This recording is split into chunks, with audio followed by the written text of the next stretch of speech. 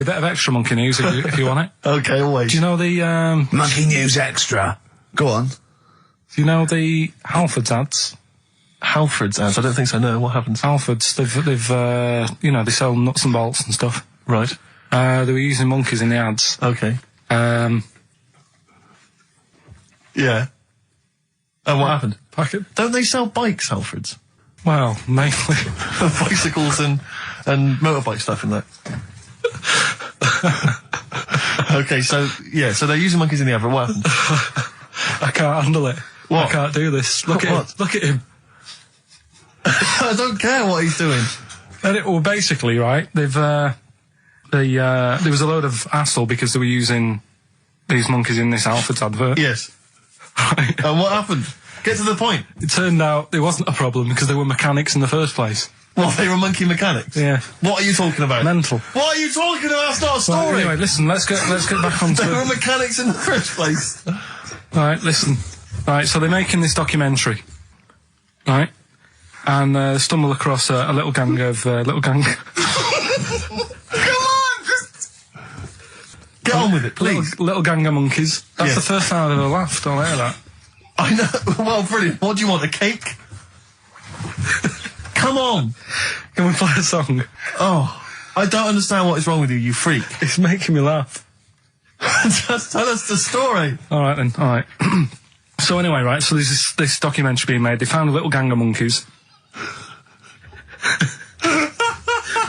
Right, play a song. I don't know what's going on here. I apologise. It's just if you were looking forward to monkey. Oh, chimpanzee that. Monkey News. Excellent. Okay. Right. Where were we? We would just start again. There's some people making a documentary. For what? Okay. Making a documentary in a jungle and that. Right. Stumble across a little gang. Okay, come on. All right. A little gang of monkeys. Yeah. Oh, come on. So the camera crew are there filming it. Yes. Everything's going normal. It's all fine. Nothing odd about it. Okay. They're not running a restaurant. They've not got any barber shops. Nothing. No. Just regular monkeys going about their business. Yeah. So anyway, what normally happens is the monkeys sleep with the partner. They already do what? They don't sort of sleep around and that. Once they find the girlfriend or the boyfriend or whatever, yeah, they stick with them, right? Okay. But anyway, they were watching this one, right? And it's going around a bit, sleeping around. Oily. And it was getting fatter. They thought this is a bit odd. Yeah. Right. So followed it round and see it having it away. Turns out, little prostitute.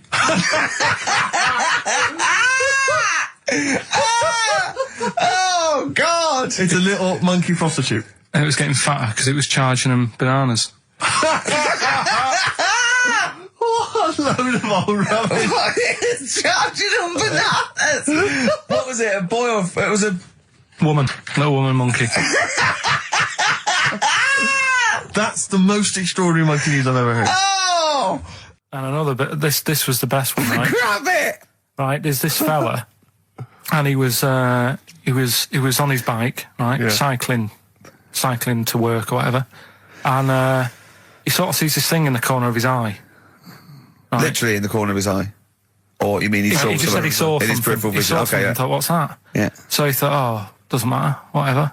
And he stops off at a cafe, right, Yeah. get a little scone, a tea or whatever, and he goes in there and he's sat down, and the waiter comes over, he says, yeah, what do you want? He says, I'll have a scone and a tea. He goes, all right then. So he goes to get it, comes back. As he puts the tea and the scone down, his face is like, what is that, right? Like a look of frightenedness on his face, right? Drops the tea and legs it. So the fella's going, what? So he legs it after the bloke and goes, what? And he says, oh, something came out of your nose. That was massive. Sorry, something came out of the Listen, guy's this is all true because people would have watched it, so don't start saying it Sorry, didn't but hang on, happen. I just need to clarify. The guy on the bike... I don't believe he ran away. Wait a I minute. don't believe he legged it. I don't believe he had a look of frightenedness on his face, and I don't believe he said something massive came out your nose. Wait a minute. And I don't even believe he had a cup of tea and a scone. These are the things that I think are embellished. But who had something coming out of his nose? Was it the guy serving the scone? The one who was on the bike who ordered the scone. Yeah, but what was Came out it? of his nose. Yeah, what was it? Came out of his nose. Right. So he goes home and he thinks, I've got to sort this out because it's not good and that. So he But sat. what? No, it was out of his nose. So you mean it poked out of his nose? It didn't come out. It just said hello and then it... It was like the maggot in the head. Yeah, he yeah, just it just- popped his head out, had a look around and went back in. Why did the bloke drop the tea and run? Well, it's weird, isn't it? Alright, so he goes home. He goes home and he goes, oh, God, you know. So he sits in front of the mirror and he's sat there waiting. This thing comes out. Again, sort of looks round, goes back in again. So he goes, oh, No scones. right. Not interested. So he goes, I've got to sort this out. He goes to the doctors, says to the doctor, I've got something up my nose. It just keeps coming out and having a look round, going back in. Didn't say that. The doctor's like, oh, I haven't heard of that before. Right? Didn't say that. So sat there. It does it again. The doctor looks, you know, frightened again. Runs away. Yeah. He Well, he's got a look of frightenness on his face. he had a look of medical frightenness. Yeah. He dropped his stethoscope. That's coming up later. Coming up later. Oh, brilliant. Steve, you're thinking of taking over as producer, aren't you? Well, I just think it's a shambles. I've asked for Cheeky Freak of the Week, and it appears that Carl's not ready. He's not prepared. No, I can sort of remember it. It's just, I like to have all the information. Contempt for But the you've just listener. had just a whole bunch of adverts and placebo in order to get it ready. We're shouting, we're having a shout and that. Right, do you want to sort yourself out in future? Yeah. Someone this is what we were chatting about. Someone emailed in about they watched the £200 tumour thing, and when it was removed, it was carried away in a wheelbarrow. Right? Carl said, what? Even when she had it removed, she still carried it round in a wheelbarrow. And he went, I thought it's sort of like she'd become attached to it. You definitely are my favourite thing in the world. It's great. Look at the way he's looking back. But I think they're all the same. The people, I mean, I have had more emails about people saying I watched the £200 tumour And I documentary shaved me arse. than anything else. I know. When we ask questions come about up with science, Shakespeare... we talk, yeah. Nothing, High silence. concept, we talk about political issues. One person emailed in, they said, I tuned into the £200 tumour documentary. It looked disgusting, I couldn't watch for long. What were you expecting? Yeah. That it might sing and dance? Do a little show for you? Oh, Anyway, these, so what's the these are really your listeners, Carl. Now, I think do you know what I mean? You find your niche, you attract your. I think me and Steve are pretty much just here. I think the people that we had in the early days, Rick, they've long since abandoned us. They jumped ship. They've got jobs. Fans. Yeah, they've got jobs. They're out now. They've been released. Exactly. Yeah, they're getting their life back together. Carl, Come on so then, what's the Carl. situation with Cheeky Freak? I've got like a couple of bits. Like I say, I haven't got the in-depth stuff that I know. Oh no, because usually it's it's Heavily pretty researched. scientific. Exactly. Yeah. Do the jingle. We've come up with a new one, haven't we? The Freak, say chic. Cheeky Freak of the Week. Right. Well, couple of bits. I don't know which one to use as the main feature for this week. It's that good, is it? Well, there's been another one born. What? Little kid. Who on? 4 eyes. Insult. Just a guy who wears glasses. Come on. 4 eyes, 2 noses, 2 mouths. That's weird, isn't it? This bloke, did he also have 2 heads, 2 bodies? Sort of born sort of slightly separately? He wasn't stood next to a mirror. No. It's weird, that, isn't it? That's all you've got. is it? I love that. That's weird. That. Imagine the doctor said that. Well, Mrs. Parks, kid's got 4 eyes and 2 noses. Weird, isn't it? Any clues? Yeah. Any clues? So that's it. That's all the one. information. Well, I'll tell you what, No, but that again- shouldn't be the main one. Okay, No, I've answered but it. like I say, what's the idea of this feature? What do I say all the time? Don't know. I always say, think about it. Think about what that would be like. Okay. What? Giving birth to him? No. Being, I think it's a girl. Being like her. 2 mouths. 4 eyes. What would that be like? Mad, innit?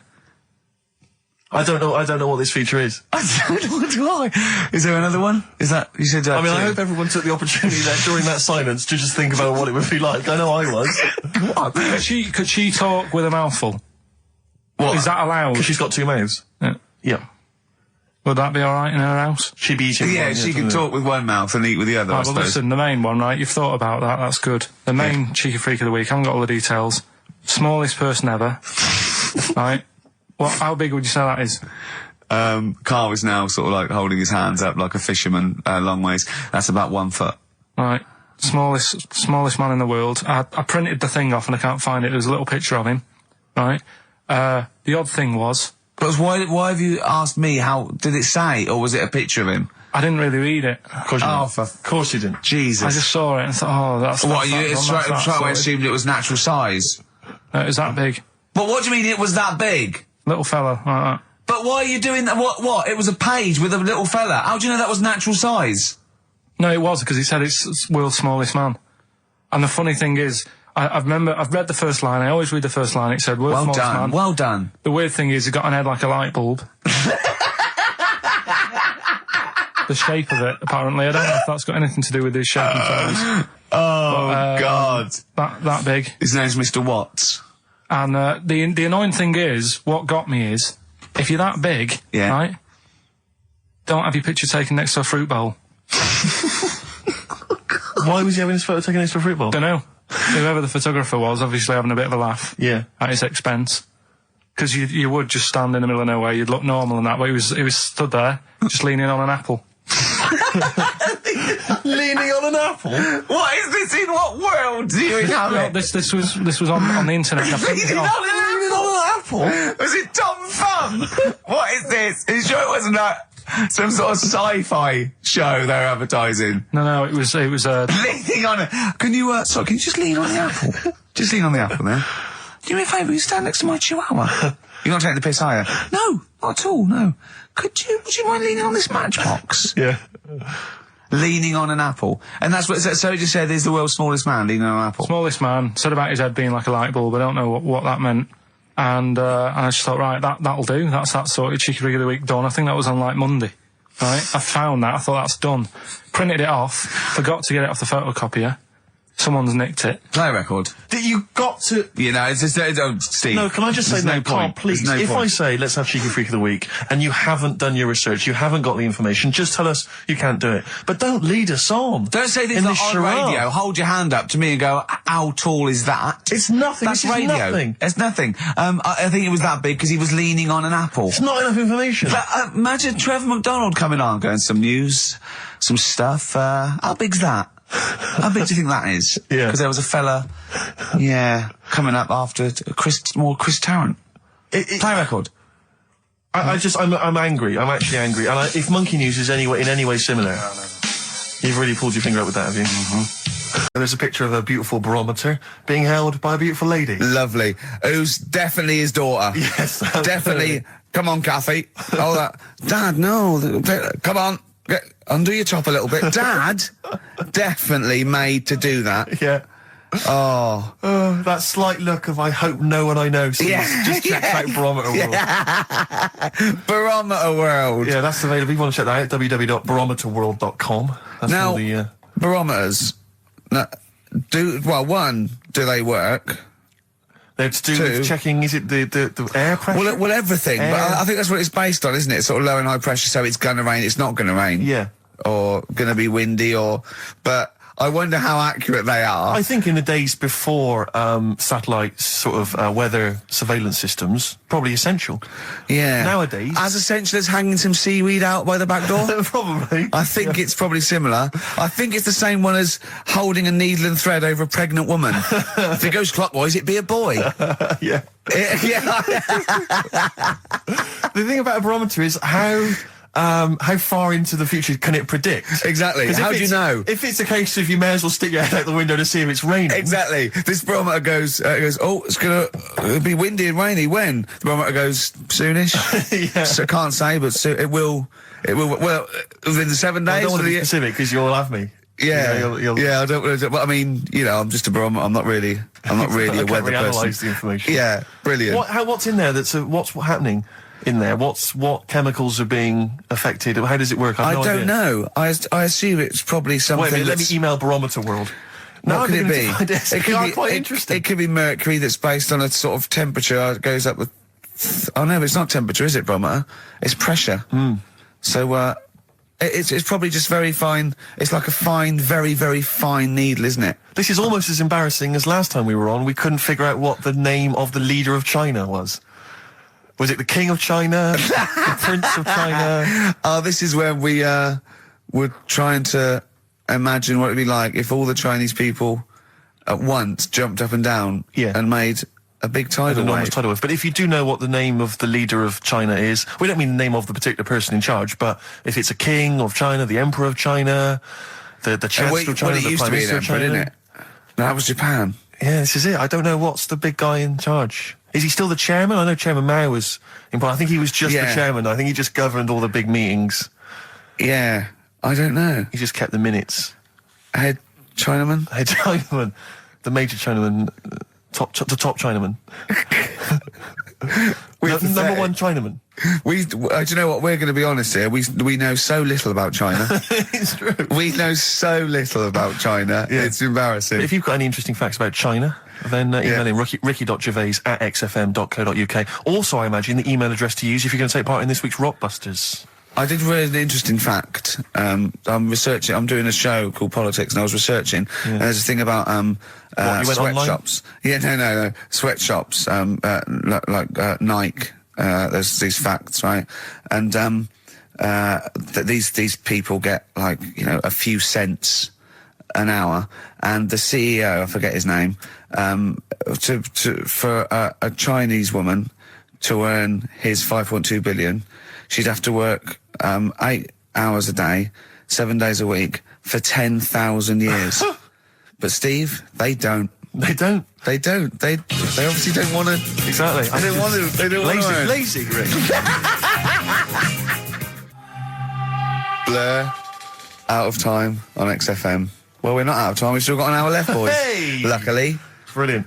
A lot of emails, obviously, about the Chinese. People as fascinated as we are. I don't want to discuss it, interminably, Rick, because there's so much to say, and we've said most of it in the past. Yeah. Get a couple of emails. In fact, I think, Carl, you told us this information. Remind me of it again. If all the Chinese people in the world were... We're in a line on that, because there's loads of them, you'd never get to the end of it. Right. No, it's not that. It's no, if all the Chinese people formed a line and started walking out of China, you'd never get to the end of it. That's what I just said. No, it's because, though, they'd be having babies. You know what I mean? Still, it'd be adding to it all the time, wouldn't you? But would they be walking and shagging and having babies as they're walking out? Yeah, that is. I'd love to see someone organise that. Maybe the Record Breakers team. I tell you what, I'd love to see Ross McWhirter or Norris, who is it? Who's the one that's alive? I forget, Norris, I think. Norris, right? I'd love to see him to coordinate that. Yeah. 1.2 billion little Chinese fellas. Boy, girl, boy, girl, boy, girl. Yeah. And where are they walking out of China? Which exit are they taking? They're taking the... Through Tibet? Or? I think it's the Gate 9 Slip Road, the M43, right. to St. Petersburg, right? And they go, and walking, and shagging. Yeah, exactly. Yeah. Because some presumably are dying as they're leaving. No, but they live to 120. That's true. So they claim. So, well, we know Carl's theory on that. Do you want to just tell new listeners your theory about when all these Chinese people get the records for oldest people in the world? Come on, what's your theory, Carl? Leave it. Carl, just that they're probably lying. Why? That's all. Because a lot of them don't age that well. Some of them do. A lot of them don't, and they always look older than they are. I read the other day, right? Do you know the one who was the oldest woman in the world, right? Chinese woman, right? The way she did it, it was... She didn't die. That was her secret. Yeah. What she did, she got up every day and didn't die. No, she was like awake and that, and then she'd have 2 days just sleeping. Right. So she wasn't really that old. What do you mean? Well, she'd only sort of lived half of her life in a way. Well, we all live 2/3 of our life, don't we? No, but she was like awake and that, and then she'd go, I'll go out of bed, and then that'd be it for 2 days. Carl, you're a second-time buyer, aren't you? Yeah. Bought one in Manchester. Lost $7,000 on that one. Well, don't buy in Manchester. No, it's a good flat. It's just it wasn't. I didn't buy it to sort of make money. I thought I was going to be living there like all my life, and then a job came up here, and it was like, oh. You bought your first flat in Manchester. You assumed you would be living there for the rest of your life. Well, I wasn't in a rush. Play record, you're an idiot. Hang on a minute. So have you got a property portfolio? Have you got the 2 houses now? No, I've got rid of that one. Oh, you sold that one? Got this at flat. £7,000 Got loss. this flat. I'll tell you something that is interesting. Hold on, though. What? £7,000 lost. It's a flat in Manchester, but it could only cost about £8,000 anyway. Right, Steve, something they do now, right, they've got to do by law when you're buying, right? I was looking at one in London, right? It's haunted. They've got to tell you now. Right, don't talk shit. I'm telling you Play now. a record. I'm telling you now. Yeah. There's no such thing as ghosts. That is ridiculous if that appears on a legal document. Right, if there's anyone who sells flats and does that for a living. Yeah. Right, email in, because I'm telling you now, that is a fact. She sort of dropped it in. She said, I said, oh, you know, nice feel here. And she said, yeah, well, that'll be the ghost. Just dropped it in, that's all they've got to do. And then I was like, what? And they went, oh, yeah. That's what I've got to do, is it? So that's the legal thing. Did you drop it in? So in court you go, did you drop it in? Yeah, I dropped it in. Play a record, you're an idiot. That's David Gray, and this year's Love. If you're in love, I hope it lasts. It's only January. What you got for us, I just thought we ought to maybe go through some of the emails. I mean, I don't want to query the calibre of some of the emails we get sent on this show, but here's a typical one, Rick. Go on. There's no name, it's just from Glicko. That's his email address. It's just a question to you, Rick. Did I see you walking around Marylebone High Street last Sunday? Yes. Okay. Well, I don't know. Well, I mean, I was in Marylebone High Street last Sunday, yeah. Yeah, but did you see Glicko? I didn't see Glicks. Okay. I didn't see the Glickster. But All right, this is one from M. Ricky, what do you think of Richard Bacon's show? I can't decide if he's better than you.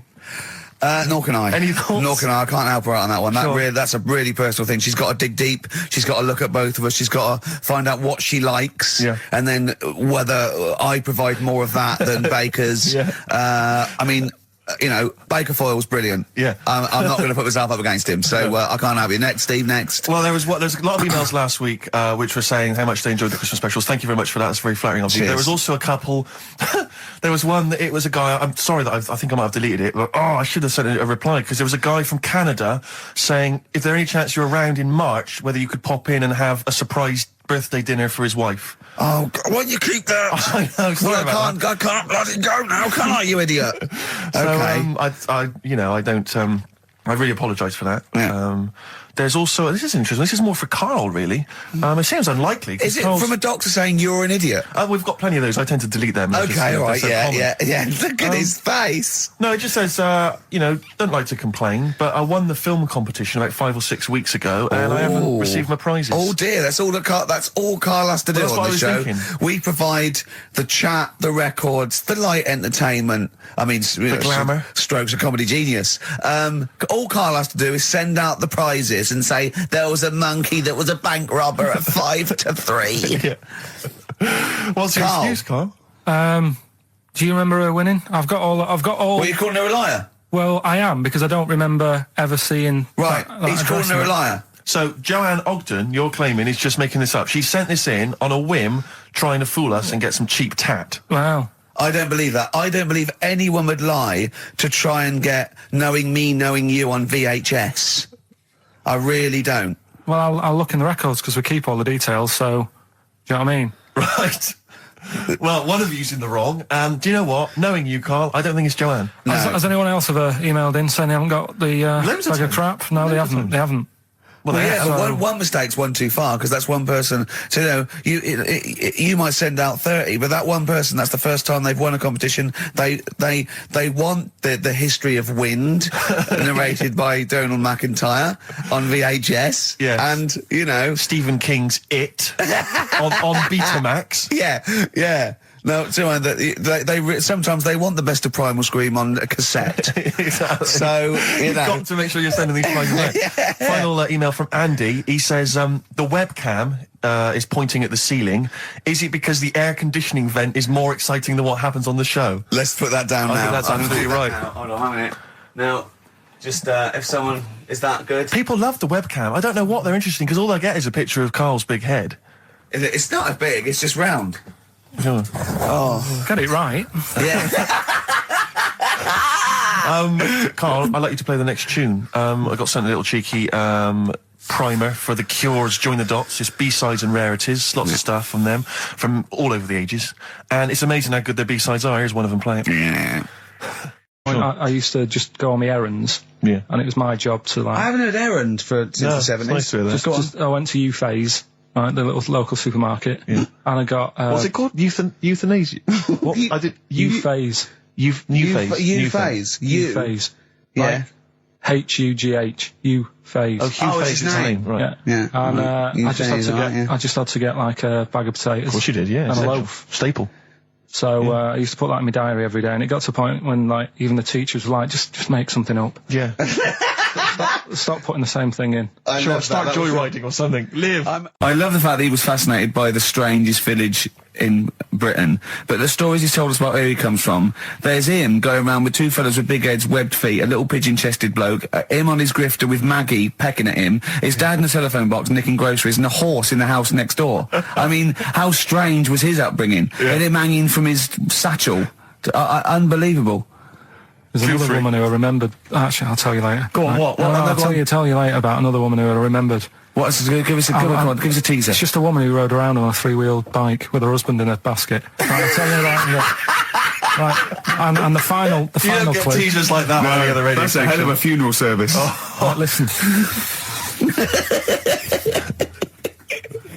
Right, tell us about this woman. Well, it was just because you were saying about the, our living. We are broadcasting now, aren't we? This is actually going out. This is live. This isn't us sort of like... Yeah, but you were just talking about how I lived in an odd village. Yeah. With kids with big heads and all that, right? And what I wanted to do. What is that again? There's two kids with big heads. Yeah, they just had sort of big heads and webbed hands and that. They went to my school. And when I spoke to my dad the other day, because I'm going to see my mum and dad tomorrow. Oh, yeah. So I said, have we got any school photographs with the big-headed kids in?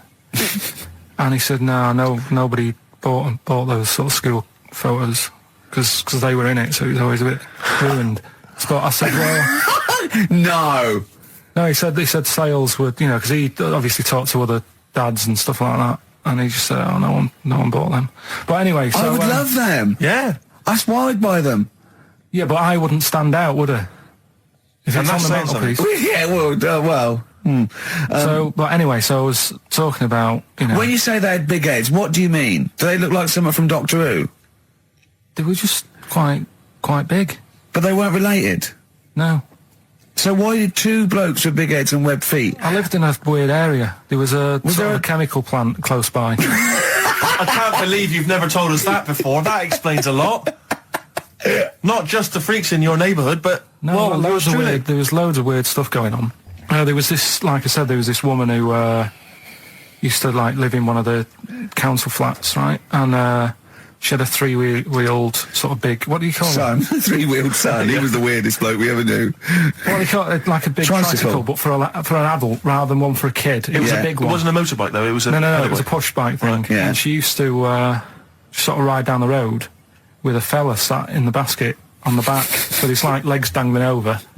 And they'd be going to the pub and what have you. Was it a different fella each time or the same one? No, same little sort of bald-headed fella. Sure, it wasn't collection for organs and things. Bring out your ale, and then people just throw Grandad just in the back and go right, we're getting £4 for Grandad. But she's got a lovely pair of testicles on him. They're very low, but they bring out your dead or nearly dead.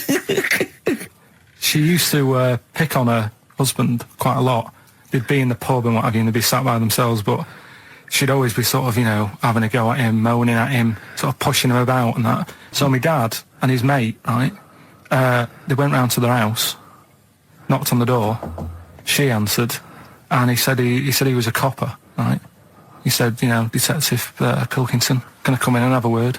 So I'm just going to make a note of impersonating a police officer. Yeah, but for the good, he went in and sort of now I've heard, superhero. Yeah. I've heard, you picking on your husband a lot. Yeah. We'll be keeping an eye on you. Do it again, and there'll be trouble. And she backed off after that. She was all right. And how was the husband? Was he still in the basket though? Was he allowed to ever sort of ride up front with her? Or was he just always in the bar?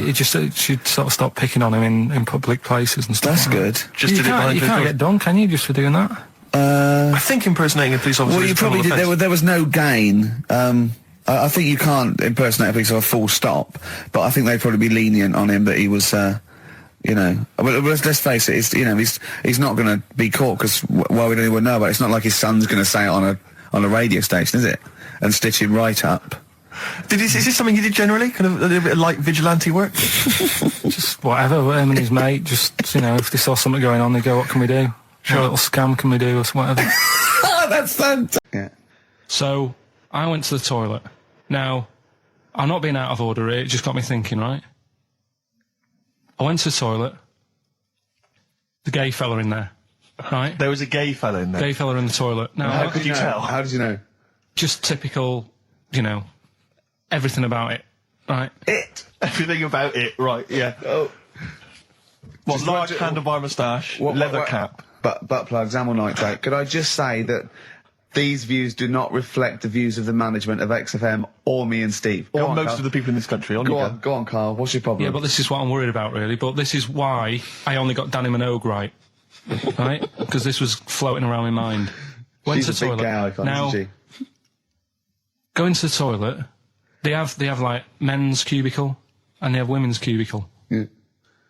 Now, without sounding out of order, is it wrong for me to think gay men should have their own little cubicle? Go in! They should have their own... Well, not cubicle, you mean an actual toilet, I suppose. When I was at the urinal, yeah, normally, you know, there's a fella there and then you go, all right. And there's no pressure. But I couldn't go. I was thinking, should I wait? If I go into the toilet, it'll look obvious. Yeah. I had loads of pressure and But this was what were going you on. worried about? I'm so sorry. What were you concerned about? Viewers. I'm so Well, sorry. it's like, right, listen, when I was a kid, right, and it's all right for you to go into women's toilets when you're a kid, it's like, oh, it's a bit cute, right, as long as you're not, like, over 15 or something, right? Right. But when I was a kid, I went into a toilet, and women, when they use their little cubicles, they don't shut the door. Some of them just sit down on the toilet, Yeah. right, and you see everything. And, no, seriously, that's probably one of the first times I saw, like, a woman. Yeah. That, right, and my Auntie Nora when she was staying over. What happened with your Auntie Nora? She was, she's into wearing caftans. Into wearing what? You know, caftans. Oh, yeah. What are caftans? Big, bellowy sort of dresses. Right.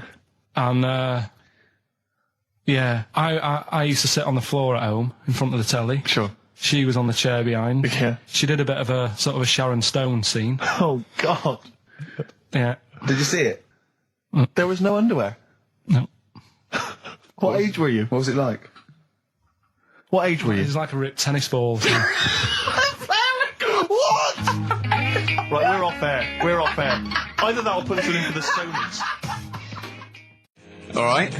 Here we are then. 1 o'clock. Yeah. Hey. XFM. I'll tell you what you should play. No, I'll tell you what, before you say, Yeah. we're back then. Yeah. We're back in town. Well, that was what I was going to say. You should we're play Boys Are Back in Town. No, by this Thin is Lizzy. Boys Are Back in Town. You should play that then by Thin This Lizzy. is just a sick.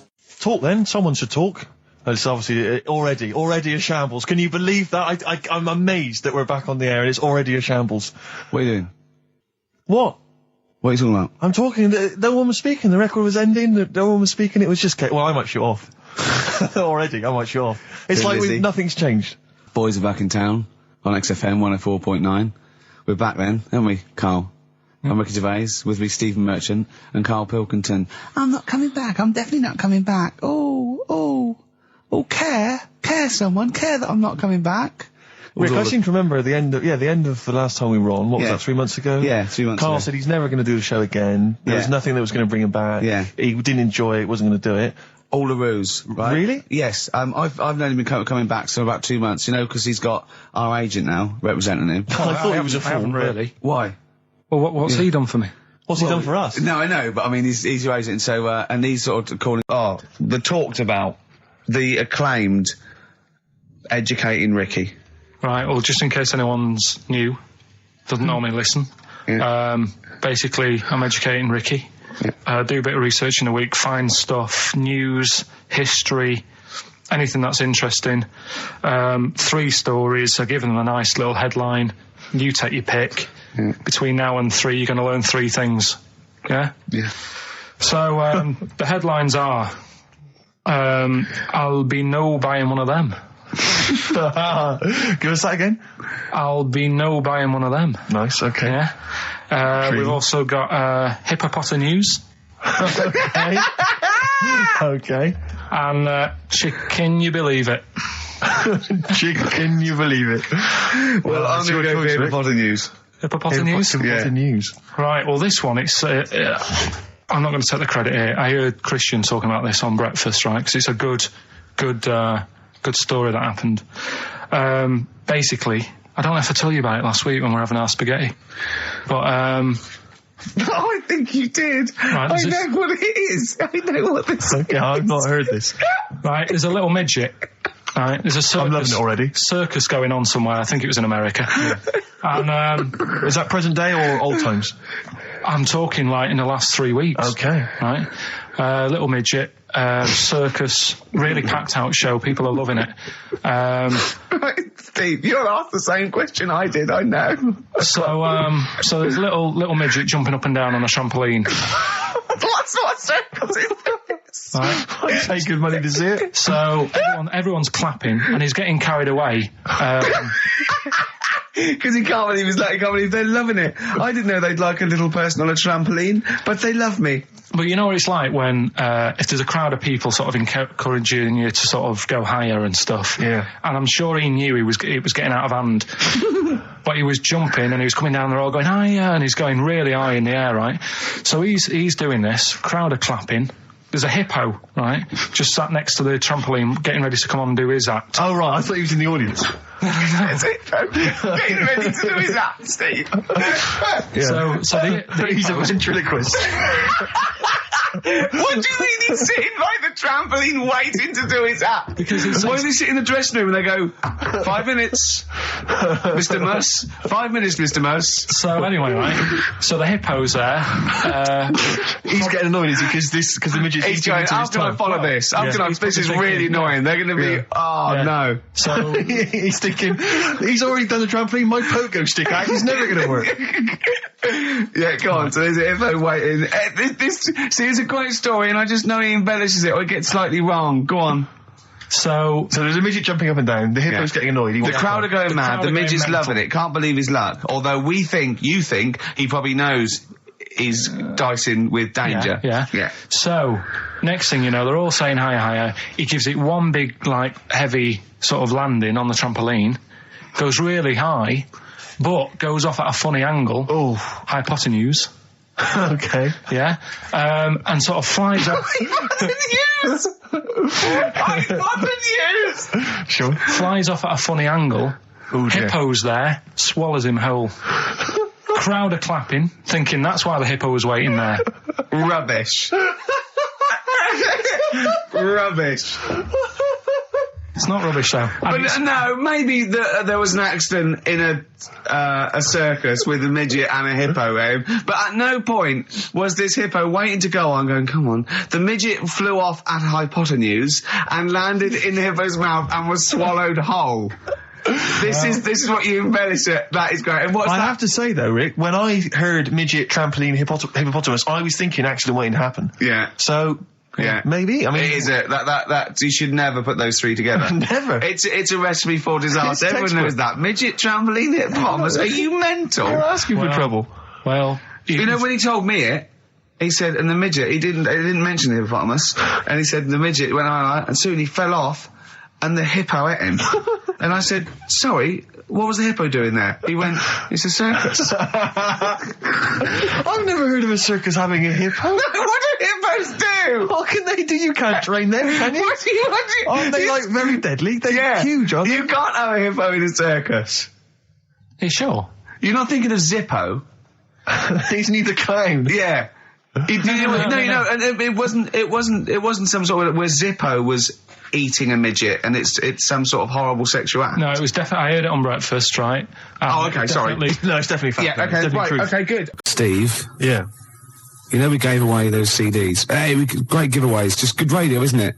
We've got CDs to give away. Tickets and that. It's good radio. Do you remember who won them? What, last week? Yeah. Well, no. Right. I've got to get them back. What, are these the CDs that we took from the library? Yeah. Anyway? I've got to get them back. 0171 580 2000. If you won those CDs, could you give us a call? Well, why should they bother? They're probably busy listening to them. Do you know what I mean? You can't give something away and then take it back. Yeah, I need big time. I've got to get them back. We've had a bill for the computer as well. That's mine. No, it's not yours. It is mine. It's not yours. I procured that. That is mine now. No, that technically counts as ownership.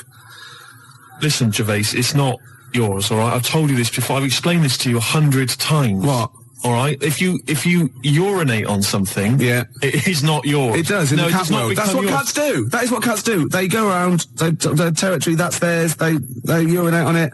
That computer's mine. If a cat urinates on something, right? Yeah, in its cat philosophy, it owns that. I agree. That's a sort of what do you call it? A sort of territory thing. What's the difference? You're not a cat. No, I know. You're not a cat. That's discrimination. No, you're not a cat. You can't live life by cat rules. Well, I've got loads of stuff like that. My flat's full of stuff that I've got like that. What? Yeah, I've got 2 telephone boxes. Right. I've got a cash point machine. Yeah. Glyn was furious. He was getting out money. Right. Side of a church. That's yours. Yeah. 2 BMWs. Well, I had 2. I've got 1 now. What happened? The second one, the owner caught me and he started doing the same. And because I started first, I finished first, so he finished last, so it was technically his again. Is that how it works? Yeah. If I piss on something, then that's mine. Yeah. But if someone else pisses on it, then that's theirs. Yeah. Is that how it works? Could you say urinate? This is XFM 104.9. They are mine now. They're not yours. They are. They're not. They're my shoes. Yeah, and they're mine now. No, they're not. I can't believe. This is why I don't want to do this anymore. Why? I can't believe you. They're my shoes now. That is ownership. That counts. In the cat world. They're my shoes now, and some of the carpet is mine as well. In the cat world. Yeah. Wow. You cannot live your life by the rules of the cat world. I can. What does your girlfriend? What's this? Oh. Not many people can do that. XFM 49 quarter past. How do these sort of little theories of yours develop? What? They come in my head. Then they're alright. Then I like them and they happen. Right. Then they're mine. Yeah, it's fine. It's fine. Okay. Yeah. What do other people make of the fact? They go along with it. What, your girlfriend? Yeah. And all my special friends and the friends that I make. Does she mind that your flat looks like an East End lockup and stinks of urine? No. She don't have a problem with that? When we were talking to Karl in the week, things we're talking to Karl is that you come up with something that's sort of like, quite innocent, and he goes, well, once, right? And you realise that it's comedy dynamite. He doesn't know it, but we want to go save it. And he let out, you were filling in a form, weren't you? It was all like your girlfriend thinking you're a div. And it's happened before, isn't it? Because she came home and you'd filled out a form to get a job once, hadn't you? Yeah. What was that for? Granada Telly. And on it... Well, let Karl explain. Yeah. You see, this is what annoys me with job applications, because rather than just saying, do you want the job and what can you bring to this business? Yeah. Do you want the job is a good one. Because the thing is... That's sort of the one for the boys. No, listen, right? Because if they say no, I don't think they want the job. Yeah, but listen. Go on. I mean, I presume with what you do, you have to take people on and stuff. Well, in a fight, you mean? You know what I mean? Yeah. And I think it's more important that you're willing to graft and put the hours in. Sure. Than say that, you did well at school. Yes. Sure. Because if I wanted to, I could have done well at school. Of course. I just didn't want to. Yeah. So where's this going? So you had the application form. So when it came to the qualifications bit and that, I couldn't fill them in because I didn't have my qualifications. And it was also asking about your languages. And I put down English quite good. English quite good. And his girlfriend came over and seen the form that he'd sent off. This was a copy of it. Yeah. And so she went, oh, you know what I mean? So that's what started, the disappointment. So they're going to get that and think that you're not English. I don't think I've got it. It was ages ago. Right. How long ago was it? Oh, well, it was when I was still in Manchester, so 5 years ago. I don't think you've got to know. No, I think you'd... There could be a long list. I mean, there's probably a lot of admin problems in that organisation, but they probably... But what I meant by it is that I can speak English, but I don't know all these long words that people use all the time. Yeah. Oh, God. Oh, can I just tell this quickly? In the week, I'm talking to you now, the listener.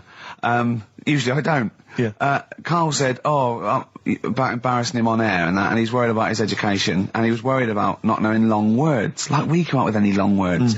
And he said, no, I was scared, you were going to ask me something about, someone, and he's Eastern European leader. His surname is Milosevic. And Karl said, so I learnt it this week, and learnt it so you can't catch me out in case you're out. I said, what? And he said, he thought about it, and he went, Flobodan Milosevic. Got the surname right though, didn't he? So what's his name? What's his name? That's how Bill and Ben would address this leader. How would they have said it? Flobodan Milosevic. What's his name? Slobodan Yeah. Milosevic. Yeah. Well done. Chris Campling Yeah. did a review of the show. Right. And basically said that Karl Pilkington is a creation of Gervais and Merchant. Well, if only that were the case. He said he started off saying he liked the show. Yeah. He was excited. He said it was a good show. A lot of the jokes. I'm already questioning his critical faculties. Yeah, exactly. And basically said that we didn't contribute much, or seemingly didn't seem to contribute much, and we couldn't sort of like ad lib or anything. We just laughed at, particularly me, laughed at Karl Pilkington, who was coming up with some, quite funny stuff. Yeah. Right? But then he does a twist on it. He goes, but the thing is, we're the puppet masters.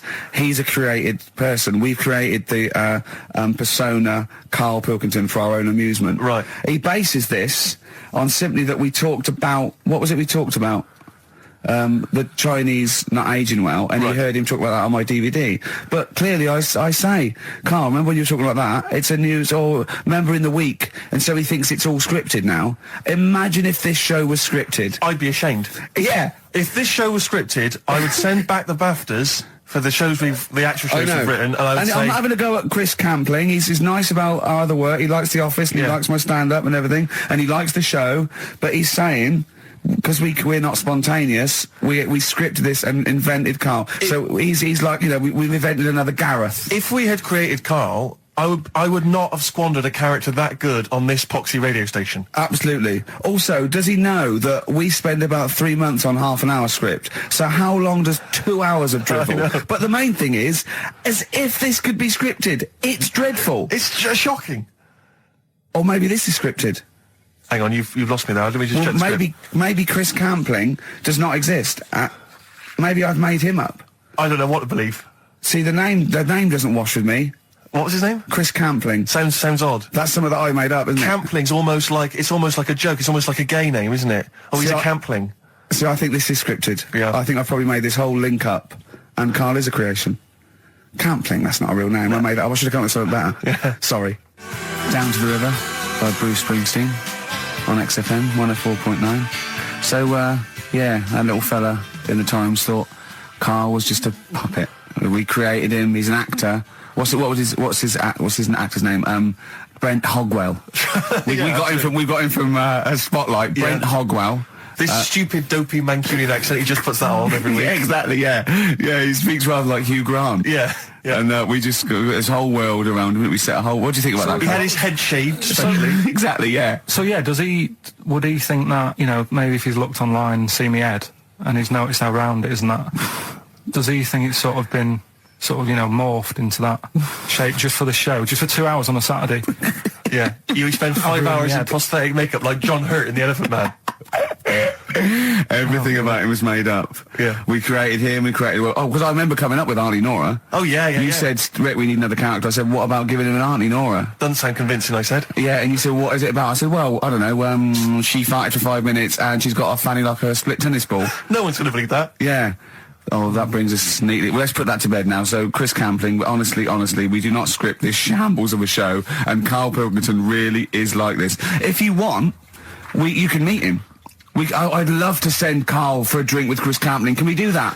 And then he'll eat his words. Chris, if you're listening, honestly, this isn't a stitch-up. As I say, I'm not having to go at you. It's a very well-written article. It's very, very fair. You're just complimenting on his grammar. Yeah. It's a very well-written article, Chris. No, I'm saying we're not having to go. You've typed that beautifully. It's not like he snagged us off. I would just love him to meet Karl Pilkington. People in the street come to me and say, is Karl like that? And I so want them to meet him. Yeah. Or maybe he can send in, if he's online, he can send in 5 subjects for Karl to talk about that we couldn't possibly know about, just so he knows that we just really do throw things at Karl. They've just counted how many fish are in the sea. No, they haven't. They've just done a census. A census. What, a fish?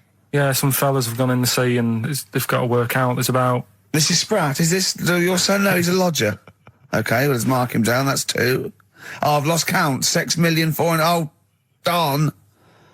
So how many are there? About... There's a lot. Oh. Well, there are more species of fish than bird, mammal, and reptile put together. Can I ask a question? That's on my DVD of animals. That's still available in the shops. Probably find it online. You'll get that slightly cheaper. $15.99. What? Go on, ask me a Special question. features of Ask me a which question. include, Ask me a question. Karl Pilkington's also on the DVD. Yeah. That's a perfect Christmas gift. Yeah. Long and Winding Road. I love that, but I don't like the way McCartney sings here. There's just one, he goes, you leave me waiting here. Well, he's always got that slightly affected. But it sounds style, like doesn't it? Richard Burton or something, here. Yeah. But it's only one that does it, but I don't know why. I just think he likes it or wants to go back and change it. Maybe it's like...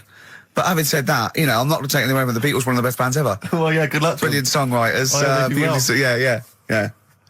We've had a lot of emails, Karl. I don't want to sort of put a dampener on your Christmas, but a lot of people have been slagging off Lanzarote.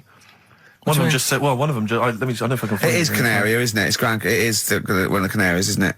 It's a volcanic island covered in volcanic dust. It's very windy, so you have to dig a hole to sit in on the beach, and there's hardly anything to do. That's from Mike Godham, and he says, unless you like quad biking, well, you know, you've seen what happened to... No, don't go quad biking. Not with your little head. There's no protection at all, is there? I don't know what you're thinking. I don't know. At least Rick Mal and Ozzy had lots of hair. Yours would be like Humpty Dumpty. It would crack like a little egg. And then we'd seen, there's no kings or kings horses. So, Yeah, well, they couldn't do the job anyway. No, shouldn't really send them. They're not really qualified. Horses not equipped to put back Send an a egg medical man. like Neil Fox in Yes. to mend but not eggs. some kind of military horse. I bet he's had egg on his face a few times, hasn't he? What, Foxy? Yeah. Well, most of the series are Pop Idol. Right, Karl. Lanzarote, good or bad? Well, you got to give it a go, haven't you? Yeah, well done. Give everywhere a go. Exactly. That's what I was saying. You know, don't just take the word for it. I mean, if it had said Nananova, Lanzarote shit, he'd have believed it. Sure. You know, if he'd have overheard it in a pub, Yeah. Lanzarote a crap, he'd have believed it. He'd have seen it on a website that was mainly concerned with monkeys and witches, he'd have believed it. Yeah. As it is. Everybody raves about New York, and when I went there, I thought it was rubbish. Well, you're an idiot then, because that is possibly though, the isn't it? greatest city in the world, Subjective. along with London. Subjective, though. That's why they have holiday programmes and that, innit? So you see it and you decide for yourself and that. Yeah, but you saw Venice on a holiday programme, as you put it. You went there and you went, it was rubbish, full of black bin liners. Well, it is.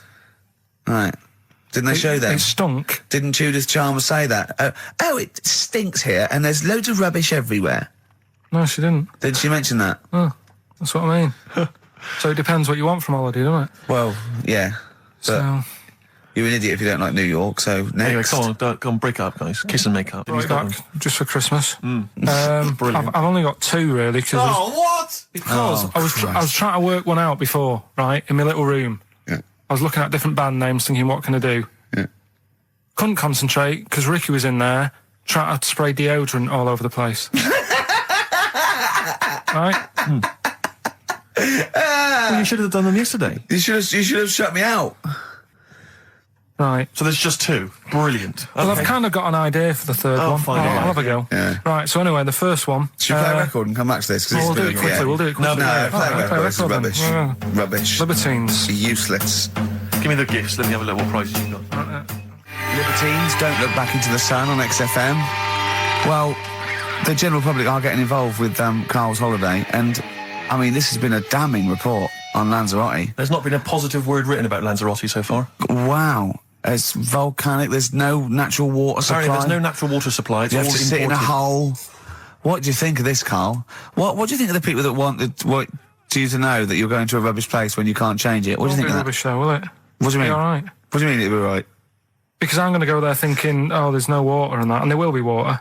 No, they didn't say there's no water. What did they say then? There's no natural water supply. Whatever. I'm not bothered. Doesn't bother me. All right. I'm going to have a good time and that. What are you going to do? What do you plan to do? Got a book. What book you got? Rich Hall book. I'm just going to read that. So, Brilliant. and the weather's better than here, isn't it?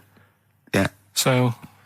gonna have a good Someone, time. also, can I send a big shout out to my grandparents, who I believe might be listening on their new digital radio? They're pretty high tech. Very nice country. Yeah. Are they the merchants of Bristol? Merchants, yeah. Yeah. Props Good. to them. Props to them, yeah. It's a slightly truncated show, isn't it, today, Karl? We've got I don't Monkey like News, I would it. trust. I don't like change, and that's what's happened. I'm not You happy don't, do today. you? You're like Rain Man. Yeah. He really is like Rain Man. Anything change? It's got to get in a little routine. You can't. I don't like to. I'm not like Suzanne's mum and dad and what have you, where routine cannot change no matter what. Like what? Well, we've talked about it where, you know, if it's a Tuesday, I'm having sausage, egg and chips no matter where I am. That's what they're like. Right. That's what they'll remember, actually. When I'm saying about stuff about Live 8 and all that, you know, people will remember. If people said to a dad, you know, you remember Live 8? Okay, what day was it on? Tuesday. Well, I had sausage, egg and chips. Nothing changes. But the thing is, today, normally we have a bit of a, you know, I know what we're doing where and all that, and it's all sort of messed up. We don't usually know what we're doing where. We say, what should we do next? No, You go, what? but I know, like, Rockbusters has been done early. Right. So that's normally done at That's about... really about 5 throwing you. I minutes. say, I just don't... I don't like all this change and that. It's messing about, isn't it? Rain Man. So what do you want now? Well, what about song with a story? See, with the...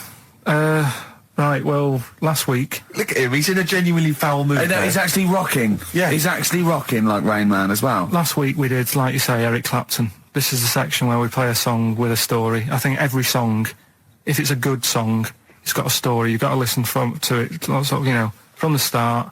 You get in the middle, you're going, oh, how's it going to end and all that. Yeah. You wait another minute, you know the ending, you're happy. But the thing is, as Steve said, you know, sometimes you're disappointed with it, so it's just not a good story. And as Steve said, I'm not sure you're finding what you need in a song for a story. Why don't you read a book, a novel? If you want a really good story that engrosses you, why don't you read a book? You're not going to get it from a pop I haven't song. got time for a book. Song's 3.5 minutes. And that's it, is it? And that satisfied you? Well, yeah, it gets you thinking for a few minutes, then you move on. Then you stop thinking. 2 minutes 50, this one, right? And it's brilliant. Go on then. It's about, last week we talked about the little crippled fella, right? This one... as I say, I don't think we say cripple anymore, but go on. Alright, this one, someone emailed in saying, if you want a song about that, this is a song you ought to listen to, right? Right. It's about this fella who, basically something happened. I think he's in a wheelchair, right, for some reason. You thought that last time. His wife, you know, likes going out. She doesn't take him with her when she goes out. Right. Is it Ruby, Don't Take Your Love to Town? Yeah. Brilliant song. Well, just play it then. Yeah, great song. Alright. What do you mean? Oh, it's just, it's a good story. It starts off well and that. You're feeling sorry for him, but then he says, where's my gun? Yeah. Because she's a slut. Why? Because she's going off. Yeah, but what does he expect her to do? What? Just because he paralysed his legs fighting for his country, presumably in the Vietnam War, says that crazy Asian war. So he's gone, he's fought for his country, he's taken a bullet, he's come home, he can't walk, he should be a hero, and then his wife's going out putting it about downtown. Why do I never meet women like Ruby? XFM. Forever Lost, the magic numbers on XFM 104.9. Well, the concert's kicked off, Steve. Yeah, I'm a bit annoyed that we're still here, really. Let's try and wrap this up quite quickly and then shoot No off. one's listening anyway. Nah, we could talk about anything. Well, we do. Yeah, true. It makes no difference to We us, could do a lot more swearing than we normally do. We could do even more. He's given me this picture, Carl, which he's got from a magazine. He loves you. He And I have to thinks say, I think this... I just looked at it then. Obviously, it's not going to mean much to the listener. Oh, this is but it is self-indulgent, currently but available. I think it's in the current edition of Bizarre magazine, so you might want to buy that. It's and you not can have horrible, though, is it? There's a certain grotesqueness about it. Oh, But I just think it's a deformed person, isn't it? Well, to a degree, but I think what it's going to do for Carl is give him, I think for you and I, Rick, we're going to see his face. Light up. Lighten up, like opening a wonderful Christmas gift. Oh, You know excellent. what? I think I've seen this. Is this the one with the kid with the big head? I'll be honest with you, Carl, it is. Have you seen it already? Yeah. Let me just show it to you again so you can Let me have a look. highlight it It's again. like I haven't seen it. It's like... yeah. We shouldn't be laughing at that. No, but that is like the kid who I went to school with. That is the same. That can't be the So same. do you recognise him? Seriously, that is the same thing he had. I mean, I have to say, it does I'm not look like sure. it's been computer generated. It's so odd. Yeah. But look at the child's face. I Look know, at his well, reaction. Don't take another photo of me. I'm not sure this is right. Well, the thing is, right, you were just saying about what are you, about Christmas.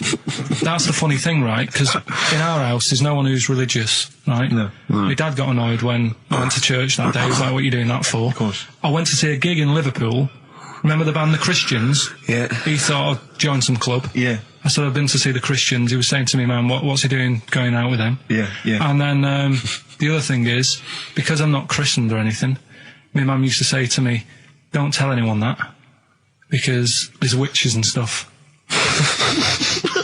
I want to go back and see his upbringing. I just want to go back and see him at 7. One day in the life of Karl, age 7. Just to have 3 ghosts visit him tonight. And take him back through time. But we could go with him. We could be some of the ghosts. Yeah, the ghosts of Christmas past. Remember this? That's incredible. Because don't tell me what. Just say so she wasn't Christian, but she thought maybe someone could take your soul because you weren't christened. It's like, there's cults and that, isn't there? And if they find out you're not christened, then... Right. I don't think they care. I don't think a lot of cults care. Well, but what can they do if you're not christened? I don't know. I just said all right, because then through that time there must have been a time when. But hold on, now they know. Yeah, but I'm older now, so I'm all right. She used to worry about me playing out on the street. Oh, she was worried about whether you were naive and stupid and easily led. Well, yeah. No. Good point. No, you're right now. Yeah. So, yeah, good. Rockbusters. Rockbusters. Well, tell the prizes, Steve. Yeah, tell we them have got Christmas some, gifts. This is Christmas gifts. I don't know if you'll receive them in time to actually pass them off as gifts. I wonder if I can tell that Ross Noble story that he told us. I don't know. We'll have to discuss that when the record's playing. Okay. All right. Okay, so you heard a track from it just then. This is the XFM Christmas album. I think that's been knocking around here in the office for years, hasn't it, Karl? Or is it new this year? It was brought out about 2 years ago, Okay. but the Christmas songs are Christmas songs. Yeah, it's not bad. It's got bands on there like the Dandy Warhols, the Webb Brothers are on there, Drugstore, Bell and Sebastian, Flaming Lips, all sorts. So we've got that to give away. We've also got this Smashing Pumpkins compilation, which we've seen, again, that seems to be knocking around for weeks. Another one of those 50 years of the greatest hit singles. I don't know, Culture Club's on there, Queen, obviously. I've just seen the cult film. Yeah, the cult film will come back to you shortly. This, I think, is one of the most exciting gifts.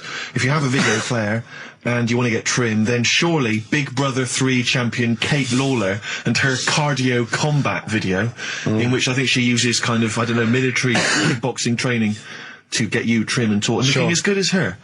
Then you can get that as well. We've also got a exclusive 7-inch single from the White Stripes, a kind of Christmas single. Is that from them? Yeah. That must be quite rare. That's probably the only thing That is rare. That is worth something. And the current Badly Drawn Boy album, Have You Fed the Fish, which I think is slightly mediocre. They've gone up, actually. I think that the level of prices there has gone up. Not a bad selection, but here is the big movie. And actually, I have to say, this is not a bad one. No, it's not. Again, it's not terrible at all. It could be worse. It's James Caan in the original Rollerball, not the disastrous remake that came out recently, but the DVD version of Rollerball. So that's there as well. So something fairly interesting. That's worth winning. Right, come on then. Let's do Rockbuster. Well, will we play a song to give people time to get a pen and paper on that? Yeah. So we're doing it next. Yeah. Vines was Jackson on XFM 104.9, and Ricky Gervais with me, Steve Merchant, and Karl Pilkington, the man of the moment, with his Rockbusters coming your way with all those great prizes. Yeah. Right, we're doing it now? Yes, sir. I noticed Heat magazine sort of put a bit of a spanner in the works. Why? Because they were saying, ever. So I said, yeah, bring one in. Now, you've got one at home. Yeah, I've got a But couple. you couldn't be bothered carrying that in today, so I had to go out of the pub that I was at, nip into Borders, buy a Guinness Book of Records, out of my own money, $18.99, bring it back, and then you said, I don't know if I want to do this feature. So it cost me 20 quid for that. I had to buy a video for Silence of the Lambs film clip. I'm actually out of pocket at the end of this. But do you want to work with me is the thing. If you want to work with... people would pay that sort of money to work with me, Karl. You're a lucky bloke. Think how many people think, Karl, he gets to drink and sit. Yeah. Well, you were making a cup of tea and I surprised, didn't I? Little surprises. You know, last night, do you know when I left the pub in a bit of a mood because I was just fed up with not getting anything done? Yeah. Walking down the road, I was thinking, how can I get out of this? How can I stop having to work with them? I'm thinking, I wonder if I leave, I wonder if they'll be funny and they'll go, and then my boss will be giving me stick. And I'm thinking, how much notice have I got to give out? And all this is going through my mind. I'm walking home and I got in, said to Suzanne, I'm sick of it. She's going, you need to do it when I get a new kitchen. And I was like, yeah, but how big does the kitchen need to be? I was saying, do we need a big kitchen? Can we get a small one? Have we got enough for a small kitchen? Do we need so many cupboards? Can we just have wood instead of steel? All this, trying to get out of doing this. Yeah. It's always I always feel like, because I like to think that I'm not perhaps as bad as him. Yeah, no. You annoy me in different ways. Like what? How does he annoy you? Well, stuff that, I come up with ideas, say cheap as chimps. Yeah. Rockbusters springs to mind. Yeah. 15 I like Taiwan. 15 Taiwan. Let's just remind people what 15 Taiwan was. It was a little feature that I wanted to give a run, give it a little run, see if people like it. The premise being? No, there's no premise, it's just a title. No, we were going to get 15 sort of ornaments, you'd explain them, and then people would call up and say, that one's from Taiwan. See? God, you just explained why I didn't think that was a good idea.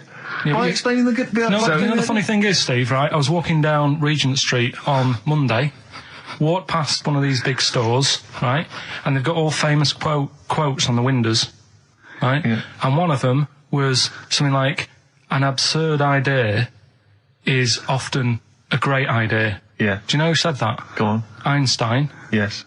Which made me wonder, if you were his mate, would he ever have done E = MC squared? Or would you have said, don't bother with that, it's not going to work? Because that's all you seem to do, everything I come up with, you put down. Yeah. Well, that's one thing, he's negative, right? I don't know why he is. What else? He messes me about, I get him concert tickets for stuff, and you say, I didn't bother going. Yeah. That is annoying. You come in, with, 5 minutes to go with tracks that need editing. Yeah. The little bag, that bag that was free. Yeah, you got a free bag today, an XFM little rucksack thing. Yeah. You were like, oh, what's this rubbish? Yeah. Ricky said, I'll have it, they're great. He said, no, I want it. Yeah. Well, it was free, I needed it. I'll give that as a gift or something. So, I mean, I think on reflection, Steve is probably a little bit more annoying than me. I won't go that far. You are annoying. If I had to go away for a week somewhere, if it was a quiet place... Well, you are again, aren't you? That's 2 holidays you had this year, I mean. If it was a busy place, I'd probably go with you, because people, do you know what I mean, staring at me all the time, and that if I'm walking around with Steve. No, I'm just... Can I draw up a list of reasons I don't like you, Carl? Just being honest. Well, I'll tell you, because the list of reasons I don't like you is incredibly long and getting longer. Just saying. Do you want another slap? Kings of Leon, Molly's Chambers on XFM 104.9. Thanks to Lauren Laverne there for the last few hours. Coming up, we have got some great music, Steve. We've got Kings of Leon, as you heard. We've got Alba, we've got The Darks, we've got Coldplay, Coral, Rolling Stones, we've got some Springsteen, The Smiths. Do you know what I mean? Do you need any more? And with all that, we've still got Pete Skinner with his wacky weather report. I'd say, well, I'll stay at home. Yeah. And that's the point I'm getting at. Yeah. Right? If you can't do anything for them, let them enjoy their life. Yeah, a Rubik's Cube. Right. Well, me and Carl went out, right? With me and Jane, Carl and Johnny and Gigi, wasn't it? Gigi, Is it important who went? No. Okay. But we're walking down the street. Carl was there, though, and he can back me up on this. We had a curry. We were walking back, and this little funny homeless fella, didn't he? He, I got to tell it before I go, didn't he? Yes. He came up to me, right? And he recognised it.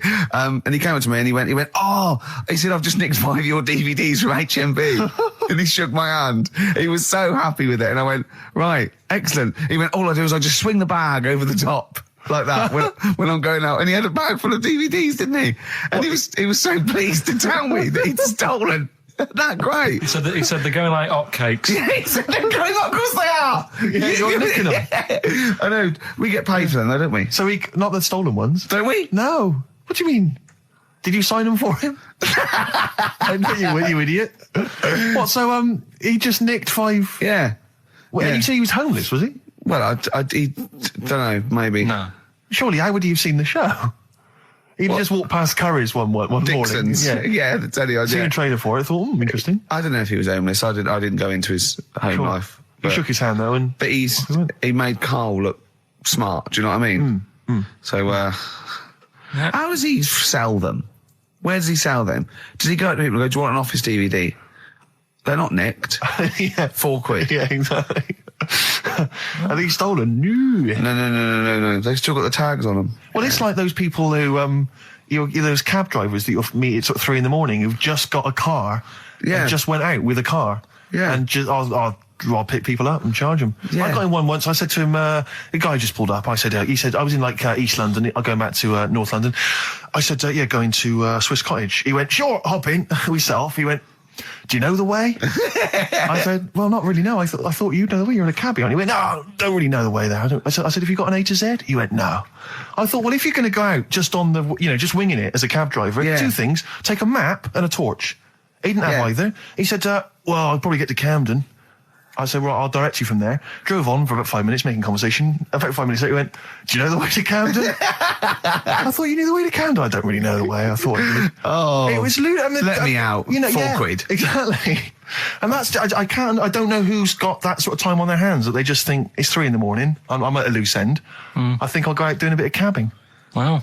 Yeah. Because your dad was a cabbie, wasn't he? Yeah, it was, yeah. Couldn't stand it, but it's good money. He was he wasn't like a chancer though.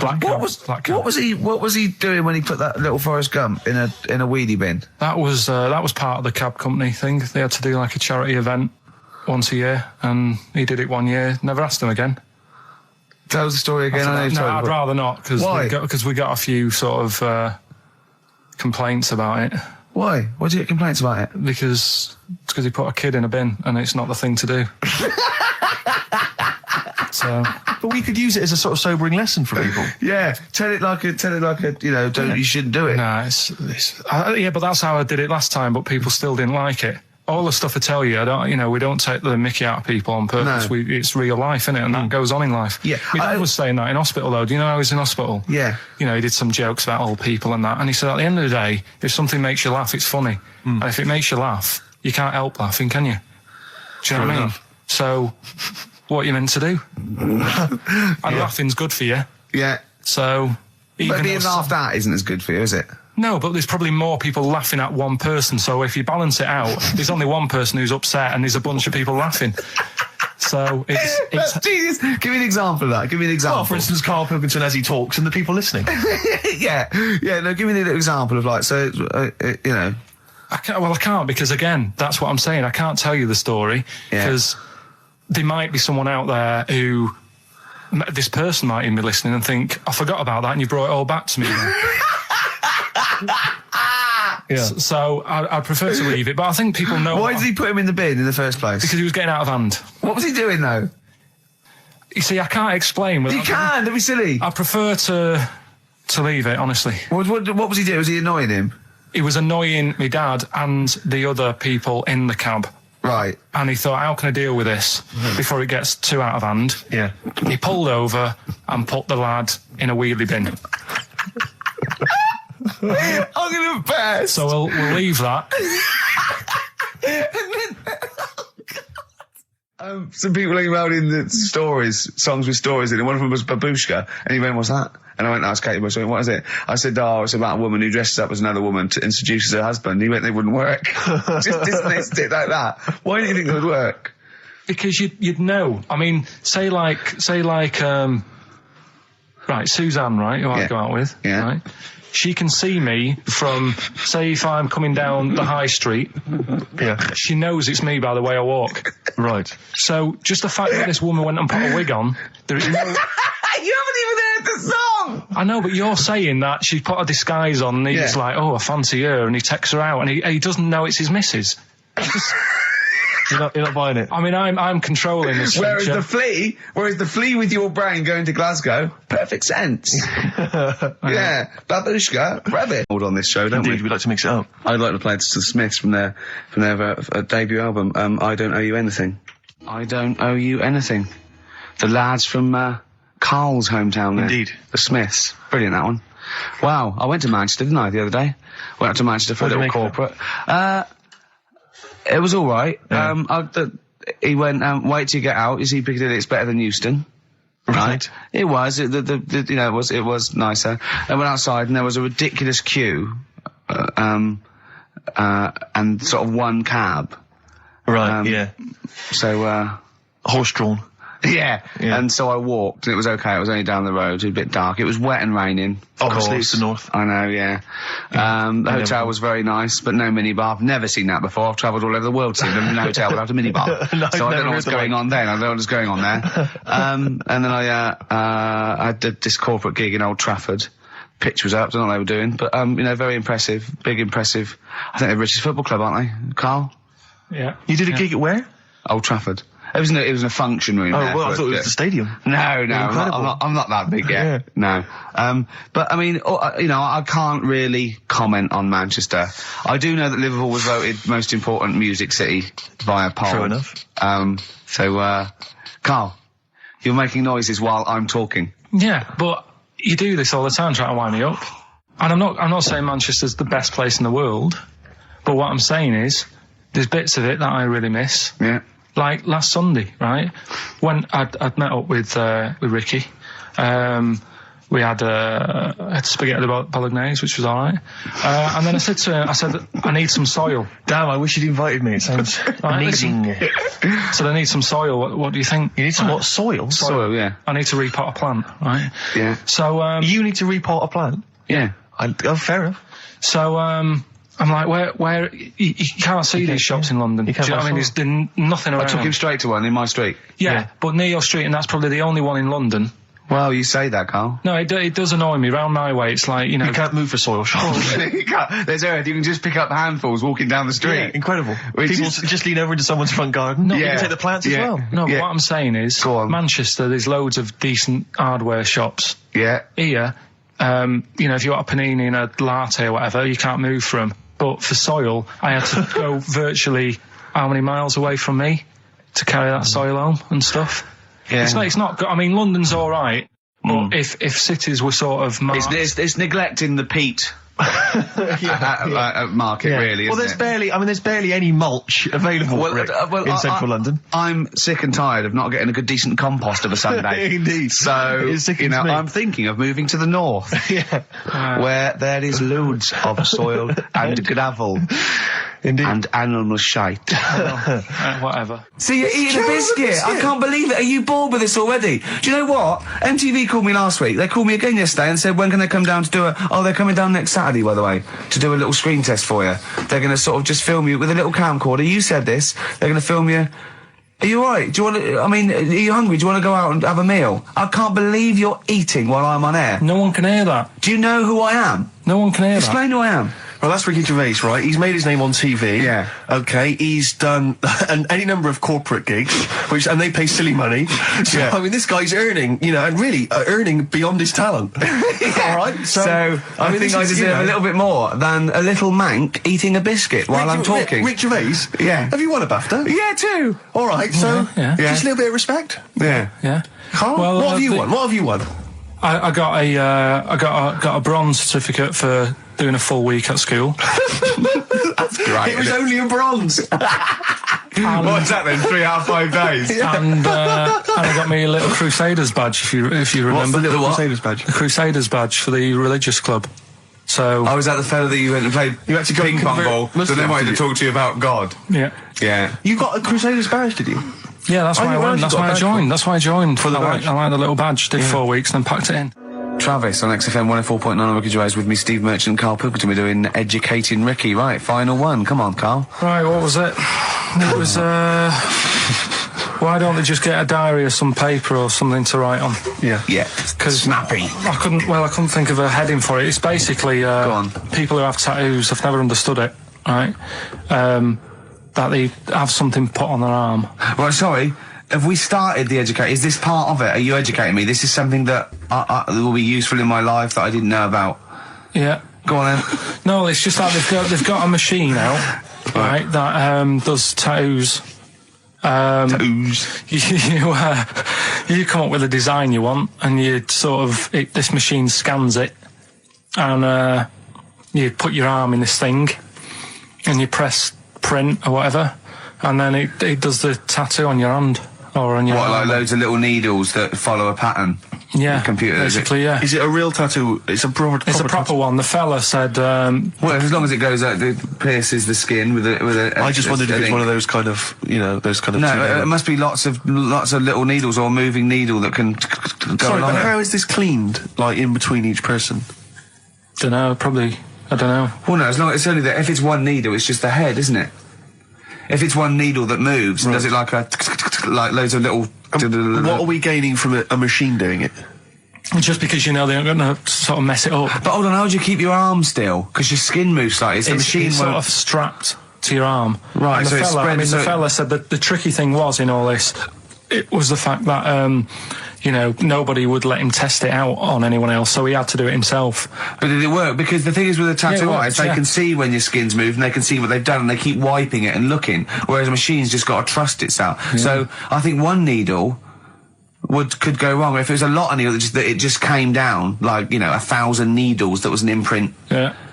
But obviously I'm asking someone who hasn't delved any further than there's a machine that can give you a tattoo. That's all you've got at the moment, isn't it? Well, yeah, basically. That's all you've got? I mean, that's what I've got, because I'm not a fan of tattoos. I don't... But where did you read this again? This was... Internet? This was on the internet, yeah, it was, yeah. Okay. And I just don't understand why people do it. That's what got me attention. Because me... Sorry, what have I learned from this? That if you wanted to get one, you can get one done by a machine now. People say machines are sort of taking over and that, and there's another one. But it's just the fact. I mean, I don't know. So give us the snappy title of this education again. Why don't they just get a diary or some paper or something to write it on? That's why I always think when I see people with loads of tattoos, like there's that fella who we were talking about the other week in Scotland who was covered 99% in tattoos. It's just like, what have you done that for? Yeah. Do you know what I mean? You can't get rid of it now. You've done it now. Yeah. One of my uncles, right, Tattoo Stan, he's just caked in them. Tattoos. Right. I don't think he's my proper uncle, but it's just like my dad's got. Tattoo Stan. No, my dad's that's a province in Russia, isn't it? My dad's got loads of mates who. When you say he's not your names. proper uncle, Do you know, like, when Just a bloke someone who used to comes hang around around, with you're school? alright, Uncle Stan. Yeah. Do you know what I mean? And my dad had loads of mates like that. There was John the Screw.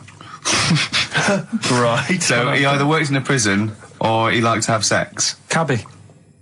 Cab driver. Okay. There was Jimmy the Hat. I don't know where he Jimmy did. the Hat. Yeah. And, Did he wear a hat? No. No. There was Fred the Veg. You sure he wasn't a relative? Sorry. Fred the Veg used to get us like big bags of potatoes and that. Fred Veg, okay. And there was Tattoo Stan. Right. And he was just caked in them. And I used to always look at him thinking, why have you done that? I must have only been like, 6 I or suppose 7. if you're born with a name like Tattoo Stan, Exactly. you're destined, aren't you, were really? they like a 1950s gang? I'm worried just about... like- I'm worried Who were doing a about... bank job? What was his name? The Hat? What was his name? Jimmy the Hat. I'm worried about Jimmy the Hat. Yeah. Not having a hat. I don't understand Are it. you sure he didn't have a hat? Not when I met him. Did he ever wear a hat? I didn't see him that much. Do you think it was a joke, like, when your mate's sort of like, 8 foot and huge, you call him Little John or Tiny? Do you think... Well, the fact that he never wore Yeah, a they hat. went, hold on, I've noticed something about Jim. Go on. No hat. And I go, oh, true, let's call him Jim the Hat. Jimmy the Hat, yeah. But my Uncle Stan, he had like loads of them. He did them himself. Oh dear. And it was always that thing. God. What was it things like? He had like the cross. cut here, Cut one here, on made the in neck. Britain. And if you're going to do them yourself, I'd say at least make sure you're sort of a good drawer. Yeah. And don't do it in a mirror so it comes out backwards. Well, that was the other thing. But like, I remember he did. Names are all right. He had like all his kids' names down his arm. And, what are they called? Yeah. oh, God, it's Tattoo Stan Jr. Yeah. and Paul shits the bed. I'm trying to. Oh, Wabbai Kate. yeah. But he had. Frankie never amounts to anything. Oh, God. So he had like. That was an episode of Lassie. What's the moral? What's the moral there, Carl? What's that telling? What's that explaining through analogy? Sort of don't forget the old. Look after old people. I remember there was one I heard once about a young boy who got trapped in a lake inside a cage. But he loved his foolishly, trainers he so loved his much. trainers so much he wasn't going to get them wet. And But even though he had water to get came, out there, and even though he thought that was the important thing because it's material value, he actually drowned, and the trainers were no good to him then. That was Bowie and Waterloo Sunset. Love that. Love the original. Love Bowie. Bowie was my gig of the year. These are my singles of the year. These are our clips of the year. I'm Ricky Gervais with me, Stephen Merchant. We're just picking some lovely little bits and pieces. do you remember when we talked about this?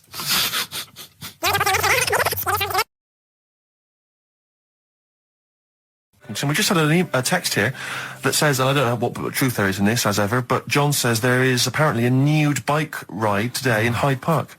Now, I can't believe that's the case, because I don't think it's allowed, is it? You can't ride around with your veg, can you? I don't know.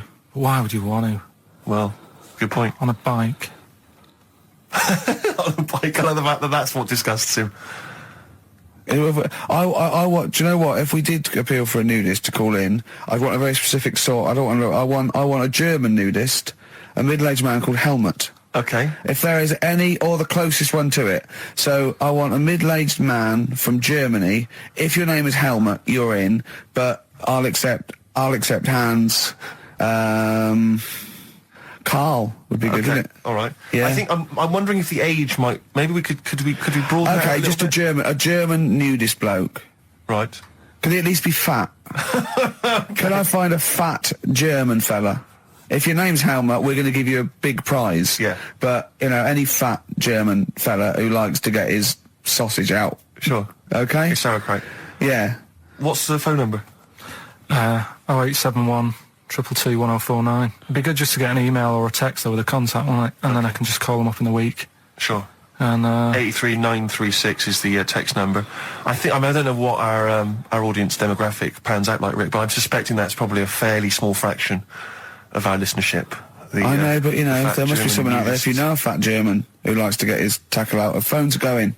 Straight away. Just answer it, Carl. Just answer it. Just pot luck. it could be anything. Well, just see what it is. To be fair, it could be a nutter. It could be a nutter. But just say hello. Just tell your tone. It's not straight away. He'll stay there, won't he? He'll stay there. Well, answer it. Let's Answer leave it. Leave it. Answer it. Oh, you see this? It's gone. It's gone. There you go. He bottled it. So, just as well. Well, you took too long to answer it. There's a vicar in Australia who started sort of doing his services and all that in nude. Hot, isn't it, out there? Yeah, Where'd but you get the churches aren't. Churches are pretty cold. It was on some website. Of course it was. Yep. Just saying about a vicar and that who's there's a lot of nudists and that who want to get married. Do it, you know. Don't mess about with the wedding dress and that. Just snip up. Cheaper, isn't it? Well, I suppose it's so. I suppose if you believe in God, you believe that that's the way to be in it, because Adam and Eve and that. Yeah, but then in Adam and Eve, the shame made us dress up, didn't it? Yeah. Eating the apple and things. Yeah, but God didn't want that, did he? No, he wanted to see it all. He was loving it. He was having a whale of time getting a life full of all of that, and then the snake said, cover yourself up. Stitched him right up. What exactly is there then? Is it just a kind of moon-like kind of surround with just kind of dust and rock? That's exactly. You see, I was there when the Mars thing went wrong. Yeah. I would have just sent a camera crew there, filmed a bit of that, right, and say, here we are. This is it. Yeah. Ignore the little coffee shop in the background. Yeah. Right. This is Mars, because that's what it's like. Just loads of dust. Yeah. Holes everywhere. Tidy it up. Little round-headed aliens complaining. Yeah. Whinging. Just like Mars. Yeah. So is there what's the best bit about the holiday? Come on, pretend you're Judith Chalmers. I have been doing. I would have done all. I would have said that. Don't bother. Well, I mean, the hotel was good. Yeah? That was all right. What was that like? It's all right. Just, clean. That's all you want, isn't it? See, that's not quite what Judith Chalmers does. She doesn't go, what's the hotel like? All right, yeah, clean, innit? All right. What was it like? What was it? 3-star, 4-star? Did it have a swimming pool? What was the room like? I had a swimming pool and that. Yeah? Yeah, it's good. I think it was one of the better ones on the island. Okay. Nightlife? Wasn't really in it. There was a bar, there was some bands playing. Yeah. Not very good. Food got a bit boring. Yeah. It was always the same food every night, but they sort of themed it and made out as if it was different. So, like, on Mexican night, it'd be chicken with a nacho on it. Right. And Chinese night, sort of chicken with a little prawn cracker on it and stuff. Sure. But that got a bit boring. That's me just turning on my phone, because I want to read to you a text that I got from Carl. I think you sort of sum up the holiday in this text, don't you? Do you remember it? Can't remember. Let's have a look. Let's have a little look. Instantly, what did Suzanne, your girlfriend, make of it? Similar view to you? That they should fill in the holes? Yeah, it's just that thing. You see, I went on a coach trip, right? And you go and see the volcanoes. Like I say, there's 36 of them. Yeah. Which, how many do you need? And when we're on the coach going round all these volcanoes, the fella on the front's going and look out your left window at the moment, and there's a volcano. And if you quickly look out at the right-hand side there's another one. Right. And on the left, he's just like, all right, we've seen it. Sure. Do you know what I mean? Yeah. And that trip, we'll talk about that trip in a bit. Right, this is the text I got. from Carl, right? Alright. Been up to a volcano. Been in some dead artist's house who built his house in the lava. They said they would show me science with volcanoes, but all they did was chuck some water in a hole and it shot up in the air.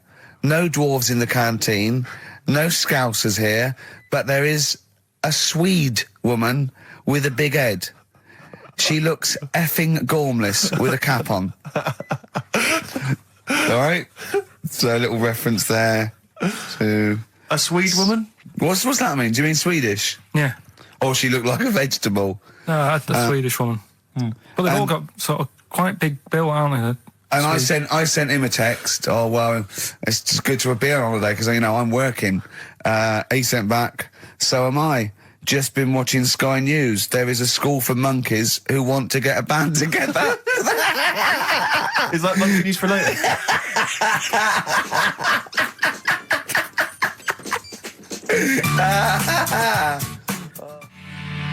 Oh My Corazon by Tim Burgess. I can't get enough of that. I love that chorus. On XFM 104.9. Ricky Gervais, Steve Merchant and little Karl Pilkington. But it was a nice holiday. Yeah, it's all right. It's just, I went there to relax and that. Exactly. Did a little bit of that. Trying to think of some new, features and stuff. Sure, always working. 3 holidays a year, Jesus. Oh, not really 3, not 2. It's all holidays, really. one big sort of like work thing to me and Steve. 2 holidays, isn't it? Work hard, you need the holidays. So, yeah, the things that annoyed me was like, you get bored sat around the pool after a couple of days. I'd read my book. Yeah. There wasn't much going on the... Not even any crabs to throw sand at, was there? No crabs or anything. They wouldn't bother with Lanzarote, right? So, decided to go on a little trip. That's when I saw the volcanoes and that, 36 of them. So, we go on the trip, and the thing that annoys me, it does happen every holiday that you go on. If you go on a sort of a package thing, they have these trips, right? And you pay about 40-odd quid, and they give you some wine, so it make it feel like you're getting your money's worth. But how many of these trips have you been on then? Loads. Probably about 12. More holidays than I've had. Go on. Yeah, so anyway, so you're on the coach, right? And they take you for the volcanoes. They took us in the middle of nowhere. Yeah. Right. There's nothing else round there. Sure. It's like I say, it's like Mars, but with holes in the ground. Yeah. Right. And they sort of drop you off, and they go, right, everybody, see you back here in an hour. There's loads of volcanoes for you to look at, and a coffee shop over there. And for a fact, right, you don't need an hour there. You could just say, well, just keep the engine running because I'll have a look in this hole, we'll get back on, give us 5 minutes. Don't need an hour. Absolutely. But that they've got something going. It's a backhander, definitely. What, with the coffee shop? Definitely, yeah. They go there. And they get everyone to have an ice cream and a coffee, and they sit down, have a fag, talking to the bloke. Yeah, and it's like, cousin. Yeah. How much was the coffee?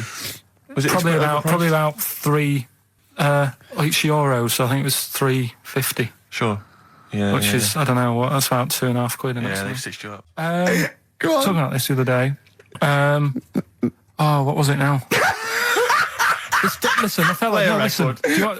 All right, no, go on. All right, he's got it now. Go on. This fella goes to the doctors, right? Oh, right, okay. Right, if this isn't any way apocryphal, stupid, illogical, impossible, right, you are never, ever speaking again on radio.